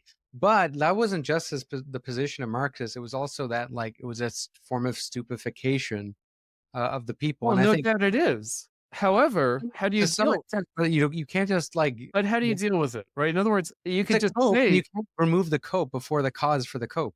absolutely, and Marxists used to be very clear on this, including Lenin. Marx himself was clear on it. I agree with you, but No, the actual existence really do this failed to on it. don't do this to my boy Lenin. Don't do this to my boy Lenin, because again, Leninism, by which we mean Stalinism, is different from Lenin. And Lenin was the one who learned all of Marx's writings by heart. He is the only one probably who learned all of Marx's writings by heart. And I doubt he disagreed with Marx on religion, in terms of you can't remove. I don't know, but disagree. I think that's how they interpreted Marx, and the way that Marxists today interpret Marx. They read religion's the opium of the people. Therefore, you really want to find a way to discourage religion by like not cold turkey. Look, No. this is where I'm going to bring it back to the Arab nationalists, because the Arab nationalist position was to have a separation between church and state, to have secular education, and that way it was very progressive. But they took a kind of, at least, later stuff changed with especially like Saddam, minorities. But you could say the project of Arab nationalism at the beginning, and still What for the much secularistic political secular project, and also modernizing allowing project. people to practice religion in their own time. Like this, it was a liberal position essentially, like very similar to like liberalism's position, which is not like, and I say that in the Anglo-American Yes, position, yeah, because I think socialism took the French Revolution position, which is, actually you want to forcefully make people give up their religion. And I just think that just doesn't work. It just doesn't work. And that It doesn't work. No, it does not work. It certainly doesn't work, and I agree. I agree wholeheartedly. So, right. But, okay, so in the Arab world, Marxism, unfortunately, in a lot of the post-colonial world, in a lot of the, underdeveloped world, whatever you want to call it, Marxism served a dual function. And it was not handled the best possible way. And conditions also did not favor things being handled in the best possible way. Namely, they had to be both a bourgeois, liberal, secularist, modernizing force, as well as try to be a force for socialism. And those things are related, but they're distinct. And I think that insofar as they were dealing with a largely subsistence agriculture and very small petty proprietor kind of society, they were inspired by the Russian Revolution, but perhaps in the most unfortunate way, as a national modernization project. And then they tried to superimpose that on a world that may not be a nation. Arabs. Are they a nation? People speak different Arabic in different countries. This is not a nation in any appreciable way. And what about all the minorities? All the minorities throughout. Yeah, but it's a kind of nascent form of international solidarity that seemed more possible at the time compared to Marxist idea of workers of the world unite, which, let's be honest, never manifested at all. Like the idea of Second International. It was there. It was real. I was going to save this for the backroom, but but like, this is where I noticed, so my critique of you isn't that you're some fake Marxist or who's a liberal pretending to be Marxist. I think my critiques are you're too Marxist. No, that is my goal. My goal is to be too Marxist. Yeah. Well, and this is the thing. I think the Marxists really I agree with them in terms of matter of fact, in terms of goals, to go beyond Well, nationalism. the goals are important. Any project needs to go beyond nationalism. However, in The terms of means are tricky, though. And the means, we don't have a good history on the means. We don't. exactly, I what know. does it say about Marxism? That all actually existing Marxism, Marxism, Leninism, Stalinism, whatever you want to call it. Well, that's big. Well, it all Meaning there's became Marxism national. before All that. became nationalist. I don't like that. I think that's the big concession. Meaning, I think that Marxism liquidated itself through conceding to nationalism. I think that's exactly what it is, Stalinism. And I think that Lenin, is only partially responsible for that. Meaning, things are taken like a kind of contingent strategy coming out of the failure of the German Revolution after World War I became an entire other approach to the struggle for socialism that I think was unwarranted, and I think goes against the spirit of Marxism, including Lenin's own Marxism. And I think that's why Stalinists will say you have to go beyond Lenin, right? That Stalin and Mao are better than Lenin. And I'm here to say, no, Lenin's better. I am. Now, I also don't think that there's any point in saying who's better, Marx or Lenin. There's kind of no point to that. I would say that Lenin was dealing with other problems that Marx would have been happy to deal with, but was not dealing with. Right? And so, but again, the models are not great. The Russian Revolution is not a great model. It's just not. In all sorts of ways, it's not a great model. I don't think that it ever really achieved the dictatorship of the proletariat. I don't think that it could have in a single country. Just that, not socialism. The dictatorship of the proletariat, I think, was fatally compromised. So I think that, again, and this isn't just semantics, it's a conceptual understanding of what the object was and what the, again, I think China was a dictatorship of the proletariat that became capitalist. You think that China was? So you're a Maoist that way? No, I'm very anti-Maoist. My whole point when my videos that I've covered the Cultural Revolution is that the dictatorship of the proletariat does not guarantee socialism. Oh, well, Mao's presumption was that that's true. You have working class people That's true. who are all the positions of power. If you purge all the bourgeois influence, you will not get capitalism. And what happened? It was actually the Dungus were the people of the working class background. Of course. It was the Guards who were the people who had the better. So here's a basic point. I mean, again, sticking closely to Marx, but also Lenin says this. There are no guarantees. Meaning the dictatorship of the proletariat is a minimum condition of possibility for achieving socialism, but it doesn't guarantee it by any means. Not at all. In other words, it's a stage that is unavoidable, so the anarchists are wrong. And the liberals are wrong because they deny the Bonapartism of the capitalist state. In other words, they deny the fatal compromise of liberal democracy now under capitalism. So the dictatorship of the proletariat is necessary, unavoidable in this view, but it's no guarantee. It's not like Cortez burning the boats. It's not like, okay, once you get the dictatorship of the proletariat, there's no going back to capitalism. Not at all, because Marx and Lenin understood the dictatorship of the proletariat is still capitalism. Still capitalism. That's a hard one, because people are like, oh, you only want the dictatorship of the proletariat, and they treat that as if that's like nirvana. And it's like, not at all. It's a. I don't even think the dictatorship of the proletariat is necessary for socialism, but I think that's you don't. No, I know. So you don't think that that's a backroom discussion if we have time, because I just think this is way too long for the public, and I really need to go to the washroom, take a piss. Yeah. But this has been really great so far. I don't know if you've one thing on the tip of your tongue you want to end off on. Oh, just that. In other words, it's necessary but not sufficient. The dictatorship of the proletariat, in my view, it doesn't guarantee anything, and we don't know that socialism is possible. So my view is actually we are going to have not a happy liberal democratic political order ever. We're not going to be able to avoid wars and civil wars and revolutions and coups d'etats, which have been pretty much in any country in the last 200 years has experienced some such thing, including the core capitalist countries. And so the only question is, what's the result of it? And so I do think the dictatorship of the proletariat is there as an inevitability, meaning that we're going to get some version of emergency rule. And that includes wars and how wars compromise liberal democracy inherently. Huh? Right? And so the only question is, what's going to be the end result of all of this? Is it going to be more capitalism, meaning is it going to be used to renew capitalism, or is it going to be the possibility of socialism? And so I do think we won't know if socialism is possible until we try this alternative.